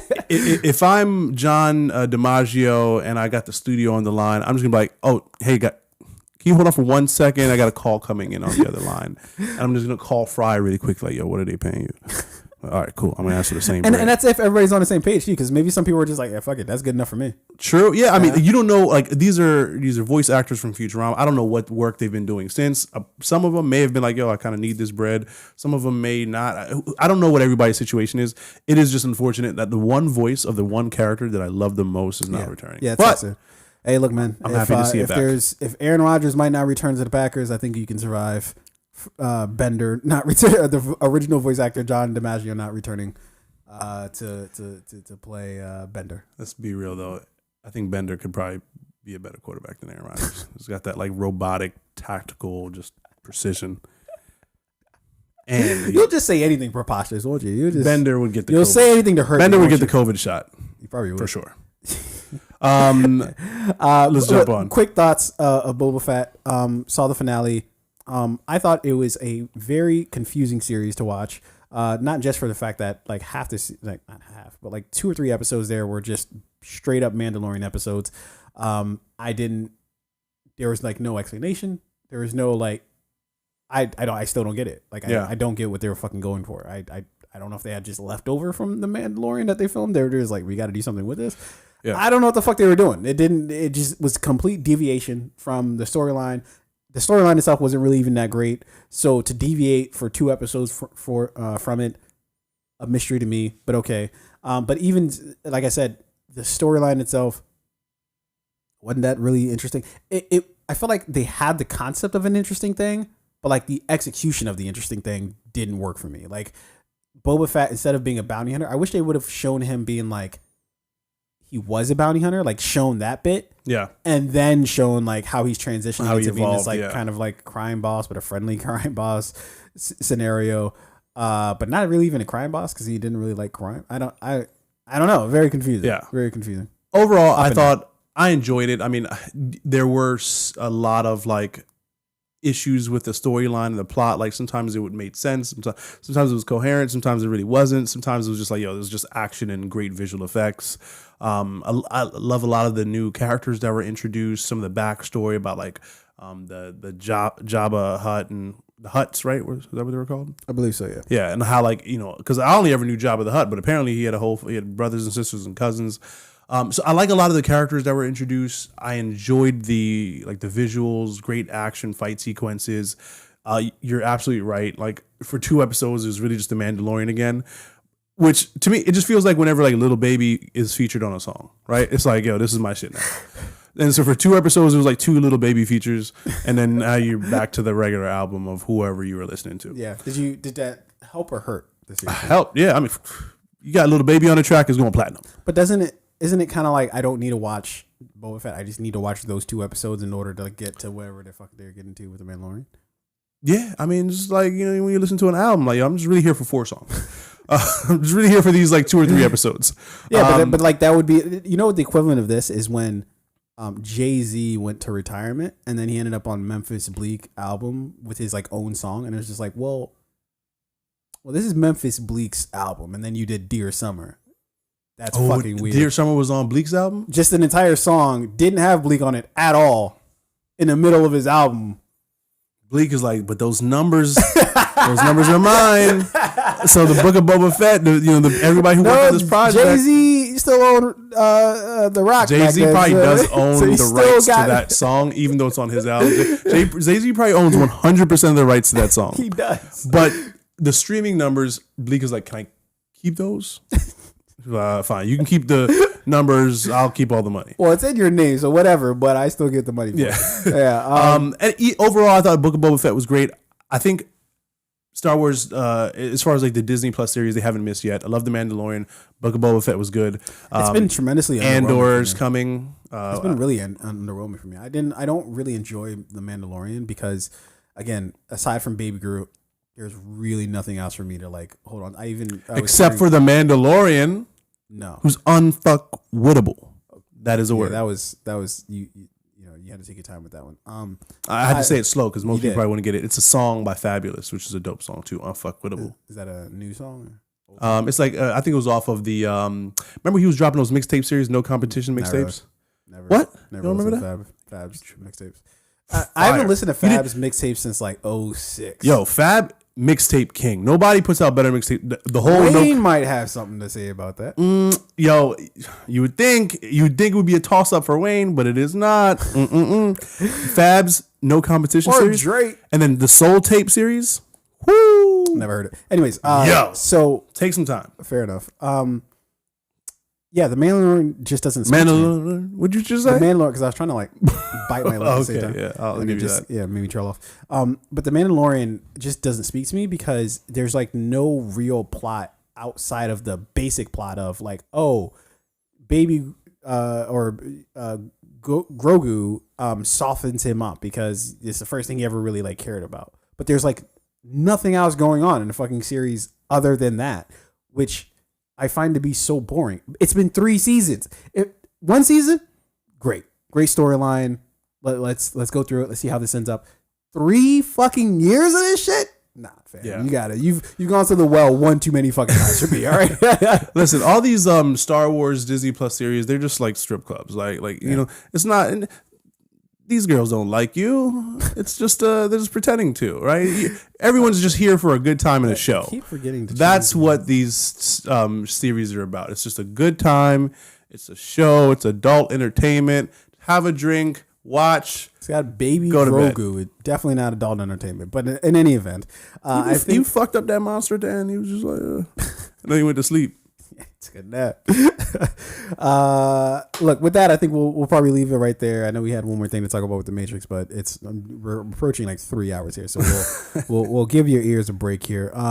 We appreciate you guys listening, nonetheless. We will be back next week. No vacations on the horizon for moi, so we should be hitting you with another one. Yeah. Until then, I think what we will do. Here's what we're gonna do. We are going to hit you with the very usual fade out. Yo, like, subscribe, share, do all that shit. Just like Chet Hanks said you should. Okay. Hank Fett. I like that.